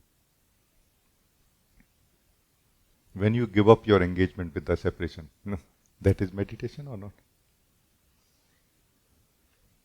Now everything remains as it is. Body, mind, everything remains as it is. But somehow the separate self is not there anymore. Story of the separate self is there in the mind, but as a passive memory. It's not active. Because the self is not living that. Self is living itself. That self is the oneness. This oneness is that self. One self. Yeah? What do you feel? It's nice. Yes, it's great. It's amazing. But still there any question? Questions never stop. Yeah. Nothing from my end now. Thank you. Thank you so much. Thank you. That's good. I mean, asking questions is always nice. It's just that our question should not be too narrow, that it cannot contain the answer. No, it should be little open question. No? Which generally is fine with you. No, so we are good. Nice talking to you. Thank you. I mean, the fixation in our mind, generally speaking, about questioning is that we reject the answer basically. Generally speaking. Why we reject the answer? Because we know what is the answer. No? But if you know what is the answer, why you are asking? Have we thought about it? You know what I mean? So this is where there's a difference between a open question or open questioning versus a fixed questioning. That fixed questioning generally is to confirm that this is, I feel the answer of my question, and can you confirm it is? And being like me, never like to give answers. I would like to help you refine your questioning. And it can reach to that level where what we call self-inquiry start happening. That, hey, other questions can wait. One most important question is who I am. And it can further refine to the level where it becomes self-wonder. That not about knowing it tomorrow, who I am. No, knowing it today, right now, who I am, because I am here right now. No. When you, the questioner of this question, of self-inquiry, goes out of the mind, out of the thinking mind where we feel that something will need to happen tomorrow. Then you enter into the being, or you remain in the being, and when you question, this is what is wonder, no? Self-wonder, who I am. You ask this question like a child, and you ask this question, and you answer this question like a child. You giggle. You feel blissful. You feel truthful, like truth, like, I'm truth. I'm truth. But you don't have an answer in the sense of words, concepts, fixation. But it's a alive answer, no? That's why the questioning who I am cannot take us to the answer of it. Questioning takes us to the self-wonder, and that gives the answer within itself. Because self-wonder is a relaxed state of being, where it is not running away from itself.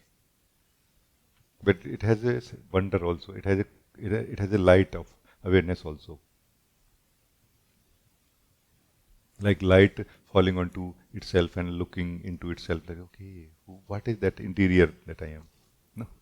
Meaning this is certain that I am. I'm not running anywhere. I'm not two, I'm just one thing only. But now just light is just moving around here. No. And enlightening itself, illuminating itself more and more. No? Self-wonder basically is that process of illumination. It is illuminating itself through its own light of being. How nice, thank you.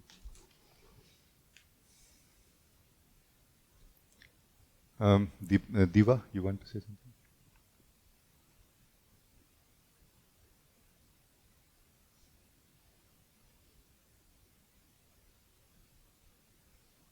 Hello, Rajee. Hello, namaste. I want to thank you for this meeting because is my voice clear, Rajee? Yeah.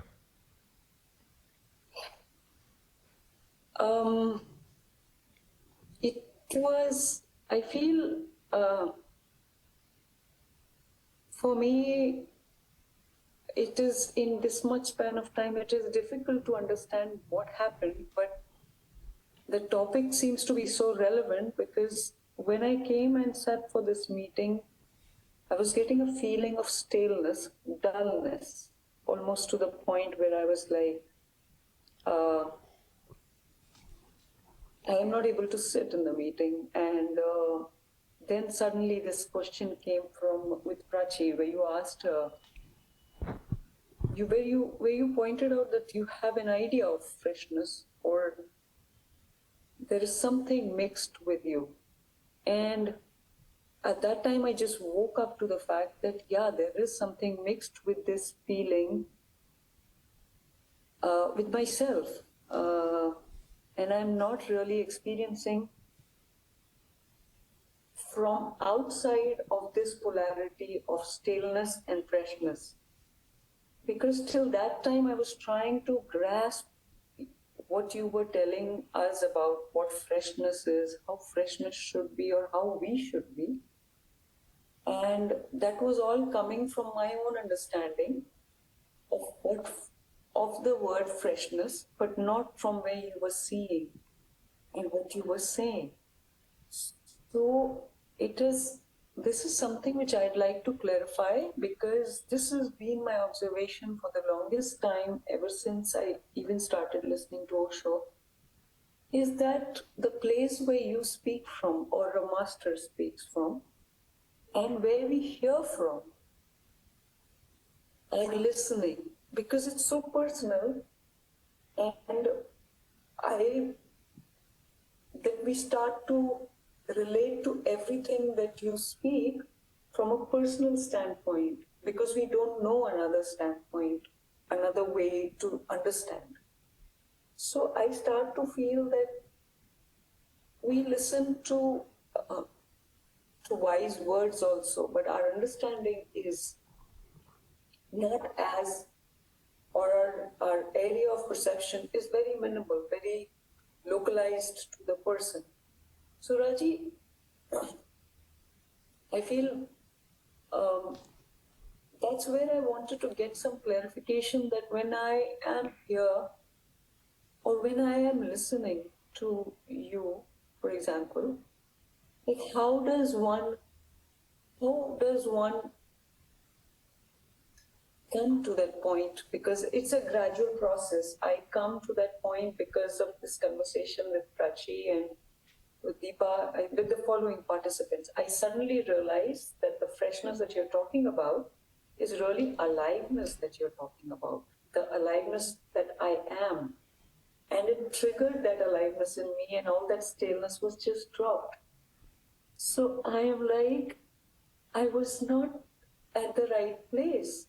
And I was like, how do I begin with the listening in such a way that I can come to the right place? So Rajee, can you put some light on that? Yeah. Thank Sure. you, Rajee. I'll try to share as much as feel right now. Very, very valuable point. This point is question is, no? It's a real challenge that that every one of us will be in that state in which we can be. But that state is like a mix of the old. That state is our mixing with the old. And we cannot overnight disappear or change or something. No, we can only try our best. No? So it is a totally it's a understandable, relatable fact what you are talking about. I can share some pointing which may help.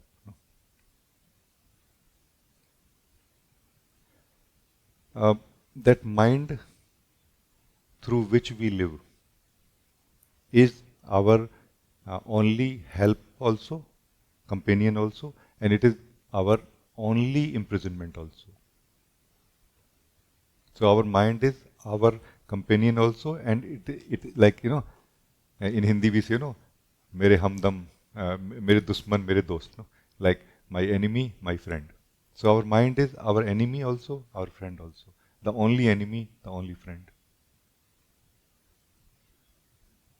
What we should try to understand is that our mind is basically our understanding about everything, fundamentally.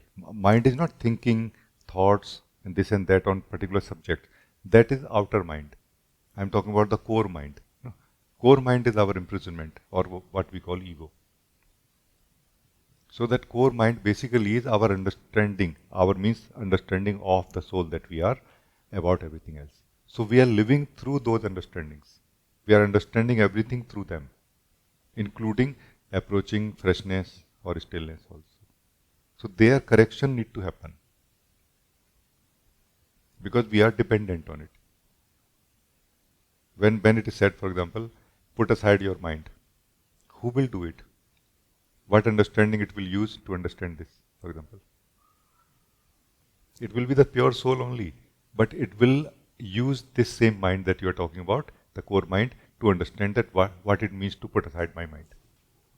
So this is where the improvement need to happen. The mind need to be prepared in one sense, or we need to improve our understandings about life. Basic understanding, not understanding about what is chai, how to make this and that, not that, you know. And that is basically, for me, part of awakening, you know, even if kind of, Still some steps left, but it is part of awakening, no? Correcting our understanding, no? Basic understanding. Not what is this, what is that, but more fundamental questioning, fundamental answers. So, with this view, I can tell you that whenever possible, best approach in satsang is to listen like trying to understand something first time. However, our attachment to the mind or our dependency on our understanding of the core mind will always try to convert it immediately into that language or into that domain. And we should try to refrain ourselves from that work right now. That work goes in the background anyway. But you don't need to be actively involved with that mind right now, that trying to understand. This trying to understand basically is from the perspective of the limited mind, which is core also. We are trying to understand what is being shared right now. That mind will continue doing that anyway, even in the deep sleep, and dream, it continues that work. So we don't need to really do anything with it. During the satsang, we can directly listen as if we are listening first time. But then you, the soul, will be actually able to listen and understand what is being communicated to you without touching this old mind. So this is a possibility and best practice for satsang. It is going to be relative correction. So allow this relative correction to happen. Let's not be so strict that either this or that. Then we just feel we will be defeated. No? If you want to succeed, you need to continue until you succeed. No? Let us have that kind of attitude. And once we have that kind of attitude, we will adopt the fastest speed, even if it feels like gradual. No? So you who has some understanding about the same topic, or you feel that you have some understanding about the same topic, try to put aside that understanding. This is what it means to put aside your mind. Mind is nothing but the core understandings about everything and our belief in it that it is true. Now you are questioning that maybe it is not true. That's why self-inquiry initially does not work, because we believe about everything, which includes the belief that who I am. So when you know at the deeper level that I know who I am, why would you question really truly? No? But when you start suspecting that no, I really don't know who I am, then the self-inquiry becomes real in a way, like a very effective also. No? Like this. So do you feel that you are able to connect to this, and this is good, like enough answer for what you were asking?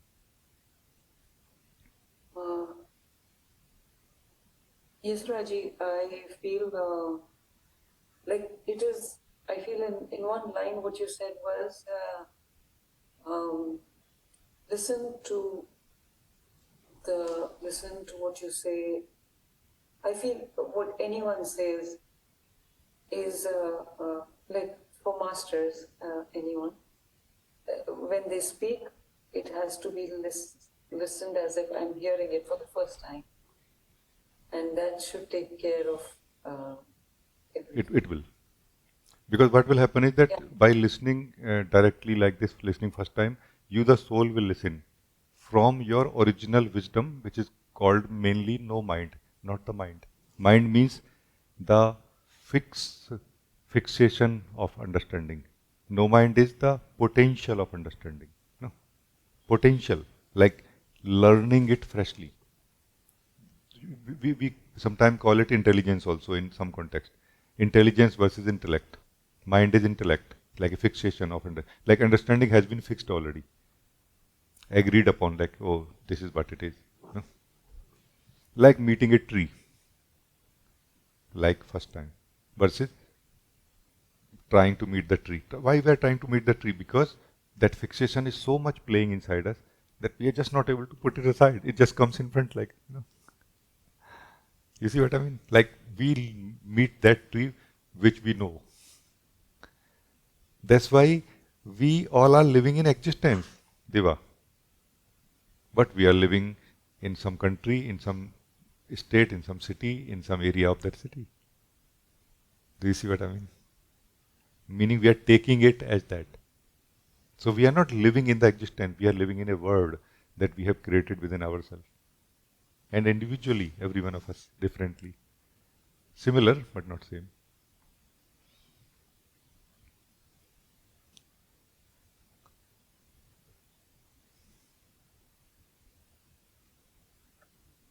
Thank you, Rajee. This is like an amazing meeting. I feel every step of it was like waking me up a little more, and I was feeling more alive. Thank you so much. And thank you for inviting us to ask, to participate.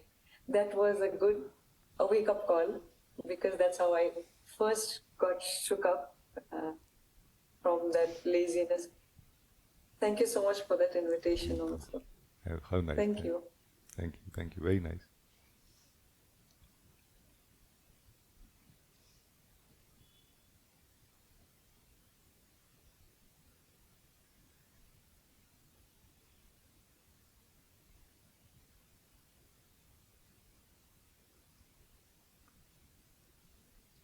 It was very, very nice talking to you also. Same here.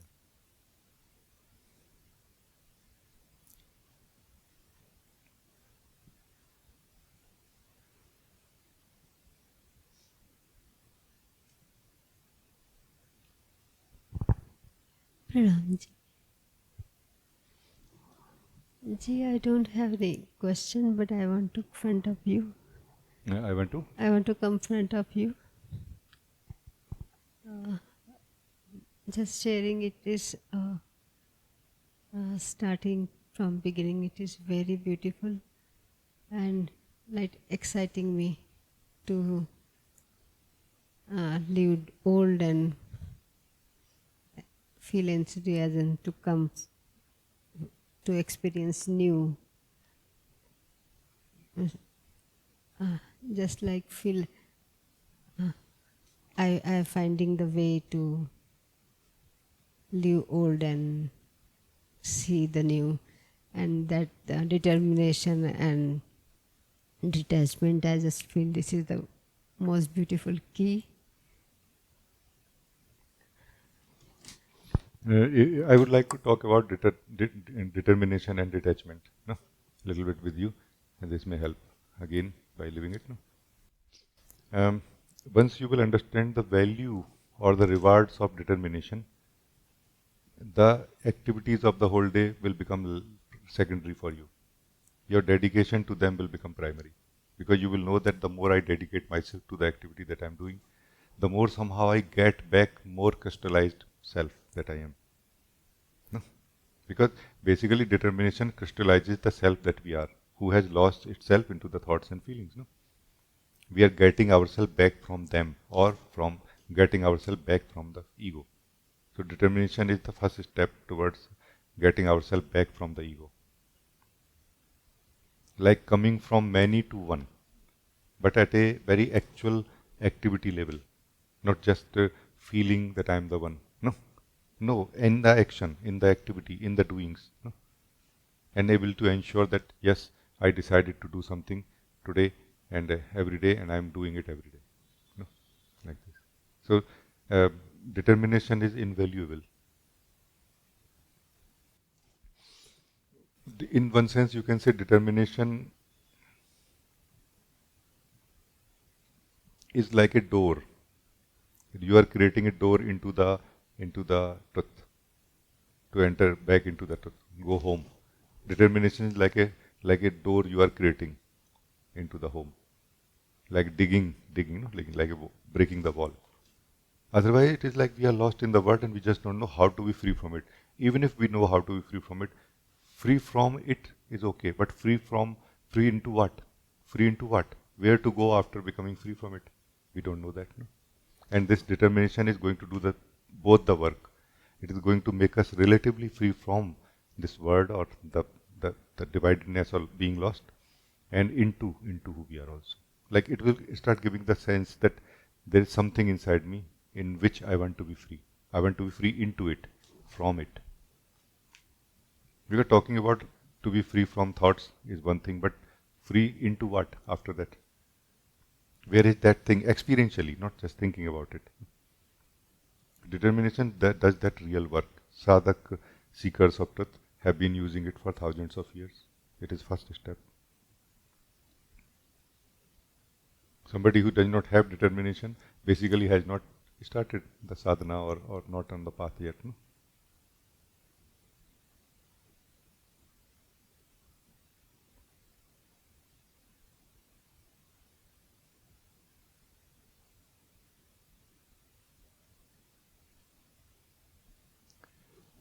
Detachment actually is not really a new, totally different pointing. It is another end of the determination. Like how much you are focused on what you are doing right now, basically is deciding that how much you are detached from everything else right now. But still, as a practice or as an understanding, we should keep it alive inside our mind.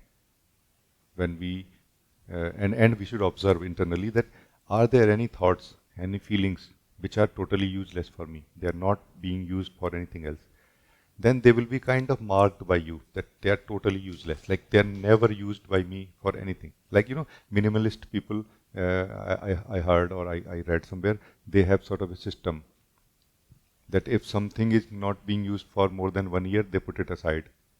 And if something is not being used for more than 3 years, they just remove it from the house. Like this you can notice internally. And like this you have become detached from it. It will remain in your system because its roots are somewhere. Until those roots are removed, the effects will not be removed. But you have become free from it now. You see what I mean? And living those effects and those effects giving you little trouble is a good thing. It's not a bad thing. It will wake you up more, and it will fuel or give fire to your longing for freedom also. So it's not like everything should become clean immediately. All the thoughts should disappear. All the feelings should not like this really. Not necessary. And as long as their roots are in the soul, they will continue to live in us. No? Only when the roots are removed, they will be removed. They are just like a leaf, or they are more like a smoke. Fire has to be removed before that. But detachment is something real as an understanding and as a attitude, internal attitude, and you can continue observing, like that. So this is what I felt like sharing. Thank you.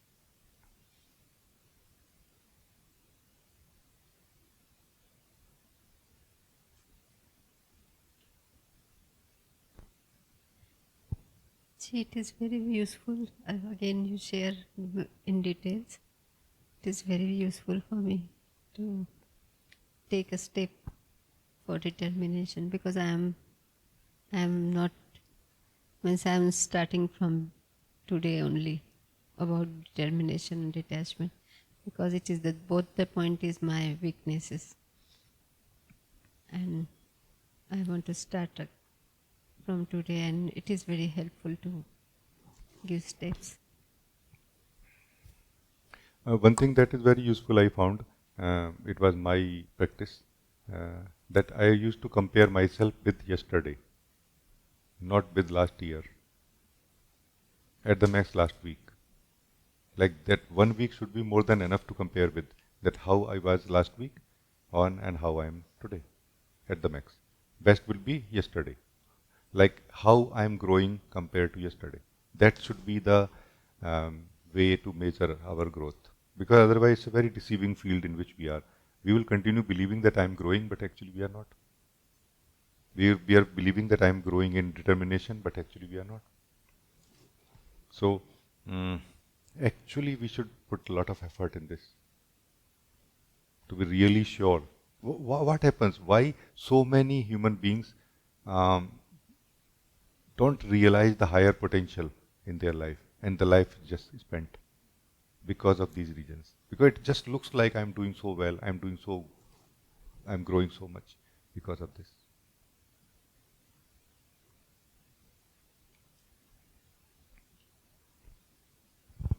Ji, can I check about regarding what you share right now? Means I always opposite. I feel opposite. I'm not doing well. It is always in my pattern. Whatever I'm doing, I'm not doing 100%. I'm not doing good enough. Means I'm meditating, but I'm not 100% in it. And when there is some work or something is coming, I just do the second priority. So it is my pattern, I feel. So I just want to share this. Patterns everybody have.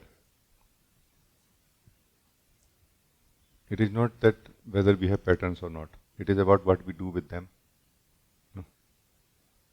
Like, do you want to transcend your pattern, this pattern or not? That is what will decide what will happen with it. That is what is determination, no? By the way.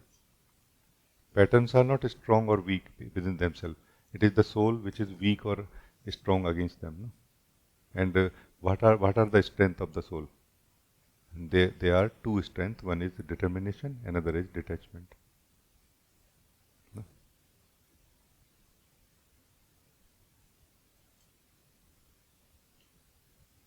Yes, yeah, I'm focusing only in two points. And Yeah.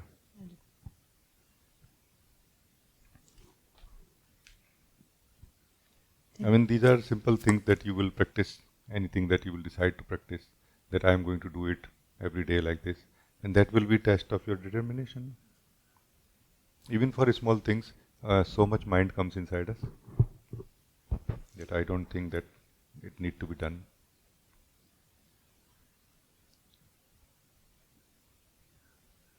No, like this. So good, thank you.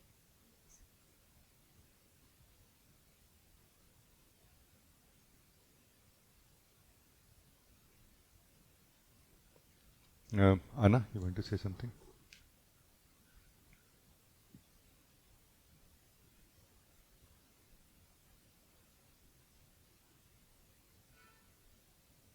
Namaste, Rajee. Namaste.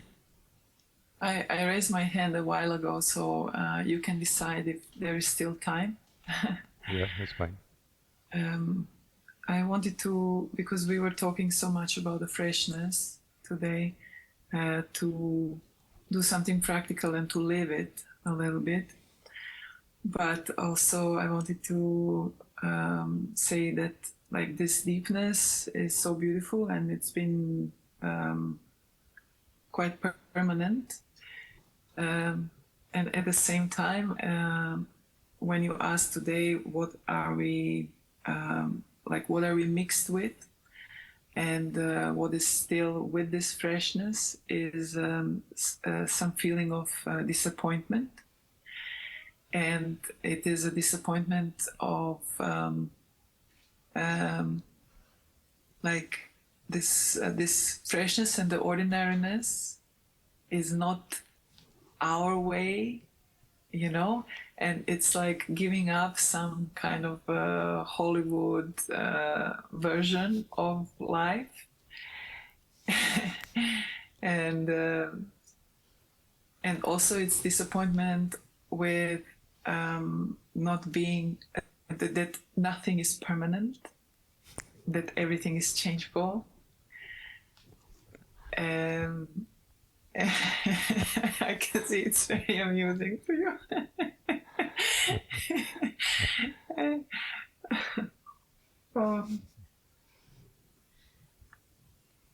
Yes, so if we can maybe live it a little bit, so this because like one layer. I want to ask you about it. That nothing is permanent, and why it is a problem? Why it is bringing sadness that nothing is permanent. There is some kind of disappointment that because nothing is permanent,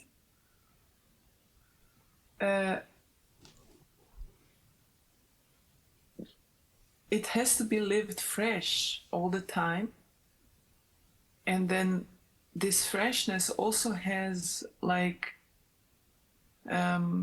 we are facing different situations, we are facing different emotions, different people, and we kind of it's not that we get mixed with it, but we go through different things, and it's not even this freshness is like permanent somehow. I don't know how to explain it. Let me share with you a little bit something. It is too ordinary, maybe. It's not very Hollywood. And this is why we also keep asking No. It questions. is so much more Hollywood than you think, actually. Okay, but what I mean is like this is also like why we keep asking questions. It's because it's kind of we are hoping always like the answer is going to be something else, but the answer is always the same. It always comes back to No. living. I No? don't No? agree with you. You are right, actually. But you are right because you are experiencing the same thing. Not that same words are being used or pointings are bringing you to the same thing. No, you are experiencing the same thing, which is not the real thing. That's why you feel that, hey, it's not really that what you like. How, Raji, you can be so excited about this thing? Because this thing you are not experiencing yet. That's why. If you experience this thing, all the boredom, all the oldness, all the the opposite, the stillness, is still not able to touch you somehow. You feel it's okay. Like how does it matter really? Like it is so pristine, it is so not touched by anything ever at all. Let me just kind of walk with you hand in hand, let's say in some way. I don't know how, but like walk you through it, okay?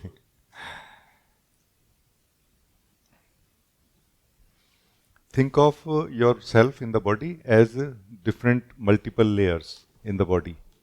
Each layer is more subtle, what we call kosh. Each layer is more subtle than the previous body. Each layer is also more potent in terms of experience, in terms of vastness, variety of experience also. You are the soul who is mixed with the body, first layer, let's say. Then what you experience basically is two things. One is your own taste, which is almost invisible at this level. And mostly what you experience is what you call body. Body does not have any experience. Body is dead. You are life for it. So you fill the body with yourself or life. Then what you taste basically is something similar. It is like neither the taste of your pure being nor it is taste of body, which is dead, by the way. No? Then you go deeper than this. No? Subtler body. Then you experience more light of your being, more taste of your being, and yet you are not aware that who you are. No? Then you go deeper like this. At the fifth kosh, Atma Sharir, there are almost no qualities in the sense of opposites. That's why there are no confusions possible that I'm this or I'm this. No, there is just this and there is just you. So here it is said that we experience ourselves like we are bound, almost forced to experience ourselves. Then you go beyond that also. Then you experience yourself more pure, like there was no opposite, but as if there was still some weight of something in the Atma Shari, in the soul body, and that weight is not there anymore. You are more like space now, not like made of space. You are the very space everything is made of. You feel something like similar like that. But still there is something beyond it. What is that something? That's you. You are that which is experiencing that sense of spaciousness, and you are using the sense of spaciousness to experience yourself. However, what you are experiencing is only yourself with the help of the pure sense of spaciousness of the Brahma Sharir. No? Brahma Sharir means Brahma body, no? Supreme body, no? Like this.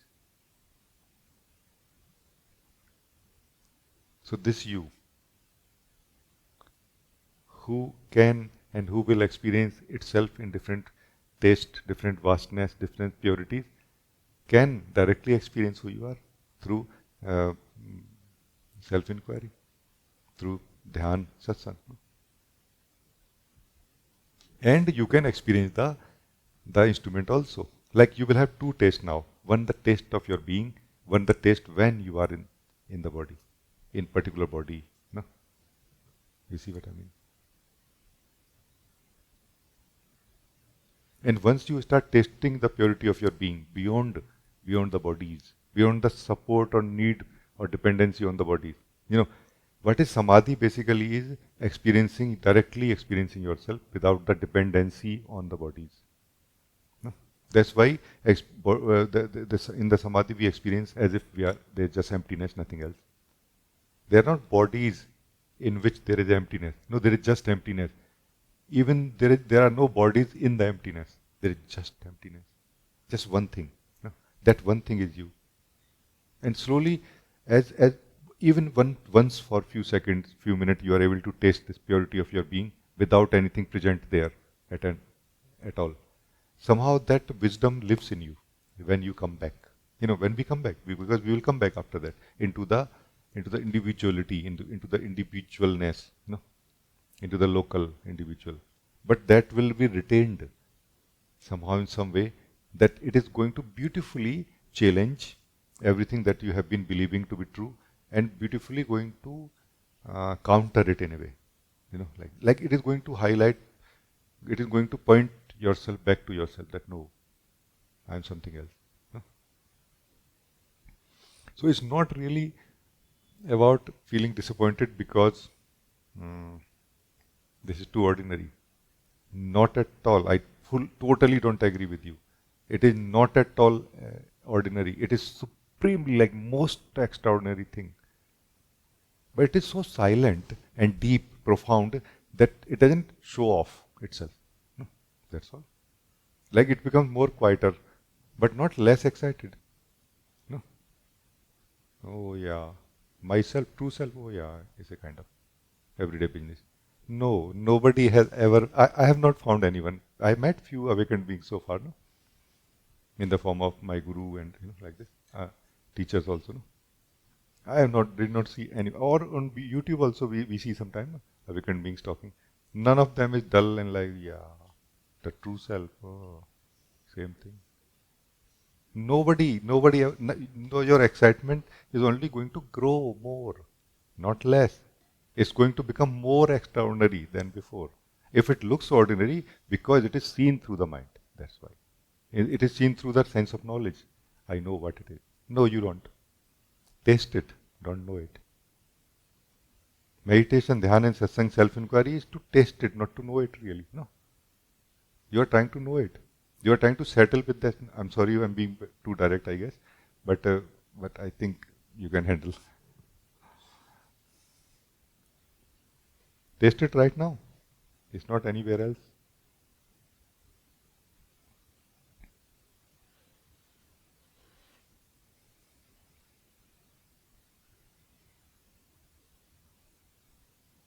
So you don't need to be free from bodies or different kosh. You don't need to be free from the experiences produced by them when you are in them. You need to be free from your outlook towards them, your sense of knowledge towards them, your core mind towards them. Only one thing. That core mind is the core of ego, core of bondage.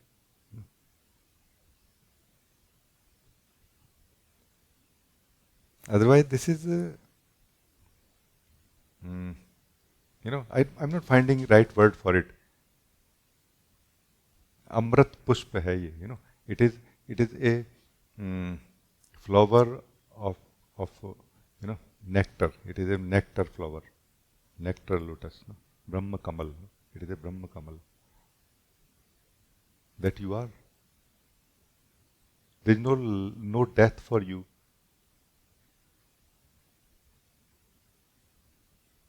There is only one thing for you: sleep. Nothing, absolutely nothing else. Don't be confused that you have to do this or do that and reach here or reach there and know this and know that and change this or change that. Nothing. You are complete always. You just have to live it. Live right now.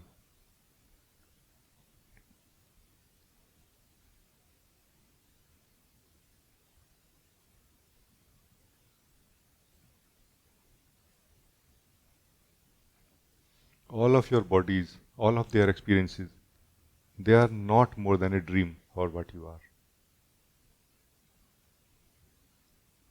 Inside your own being, there is something like Amrit Kalash. No? It's like a pot which contains nectar of immortality. Come to that right now. It tastes like bliss, but it is much, much, much more than bliss.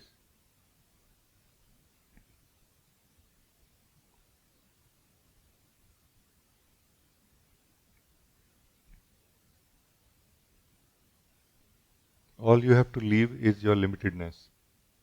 All you have to gain is your truth. Your eternal truth. Your eternal life.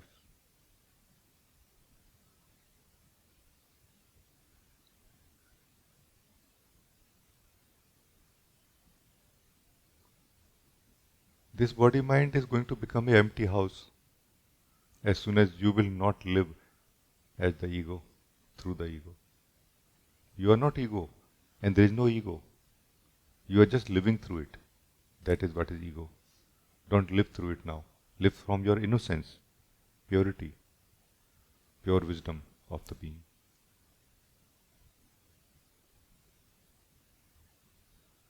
And everything will be revealed as it actually is.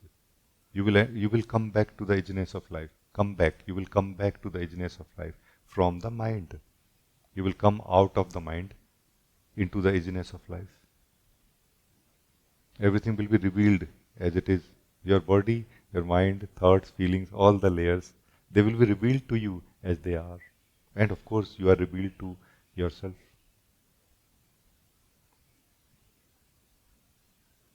Live the truth. Don't think about it. Meditation is not thinking about truth.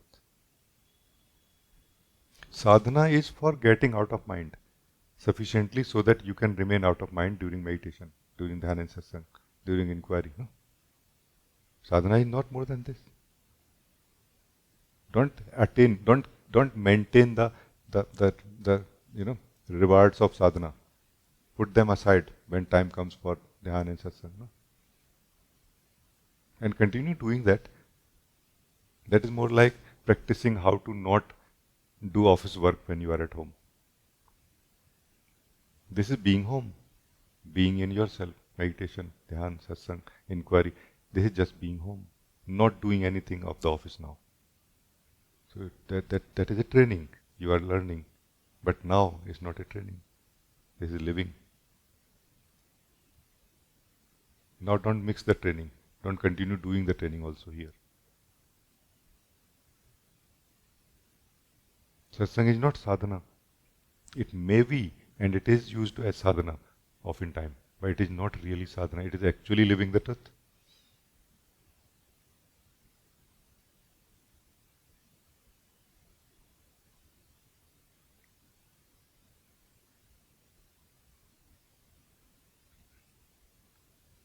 What is happening in this living of the truth right now? The truth of who you are is being lived by who you are. Truth of what you think you are is dissolving, disappearing, merging into it.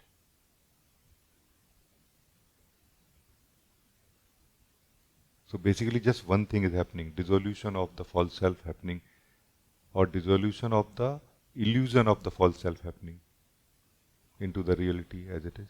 Reality was always what it is right now for you. Inside, outside, thoughts, feelings, breath, body, all of that is one thing. That one thing is the being, is one being.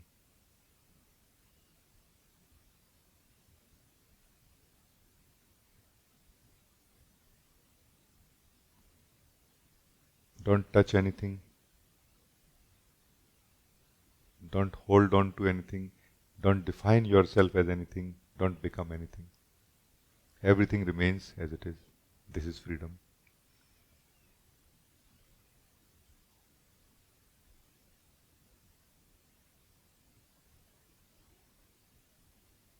But everything will not be rewarded by this. You will be rewarded. You are experiencing the bliss and freedom, no?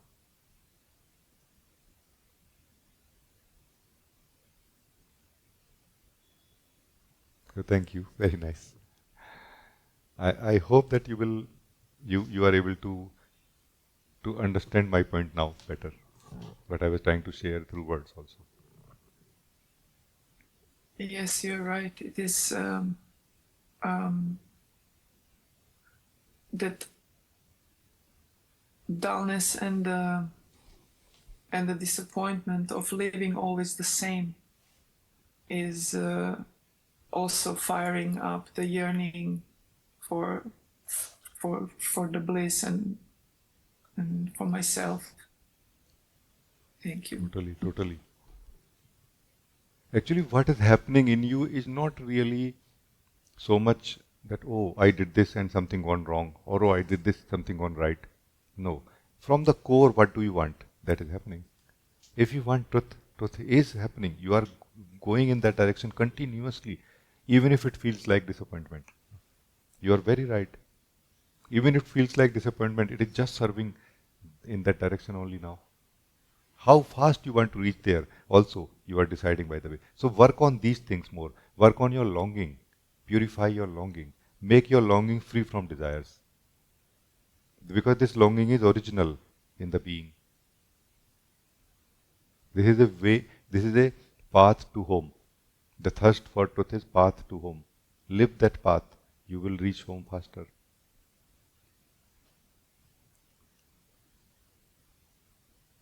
When you become the thirst for truth, a moment comes when 100% of you is full of the thirst for truth. And then something changes. Some switch happens. You are not thirsty for truth anymore. You have started drinking truth now. And in such a way that you cannot turn it off or you cannot lose it anymore. You know? Like some knowledge happens inside you. Your old mind, in that old mind domain, something happens, some knowledge happens. Correction happens in that core understanding. That is probably what we call enlightenment. Like that mind got enlightened by the light of truth. Now that mind does not hold you anymore, cannot make you identify, cannot cause identification anymore. No? You remain free now.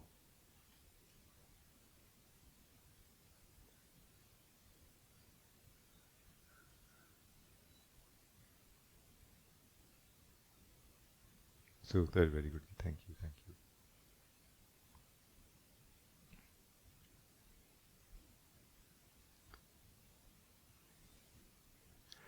So yeah, I think it was a very good meeting. Amazing meeting actually. I feel very happy that we spent time together. Thank you for joining.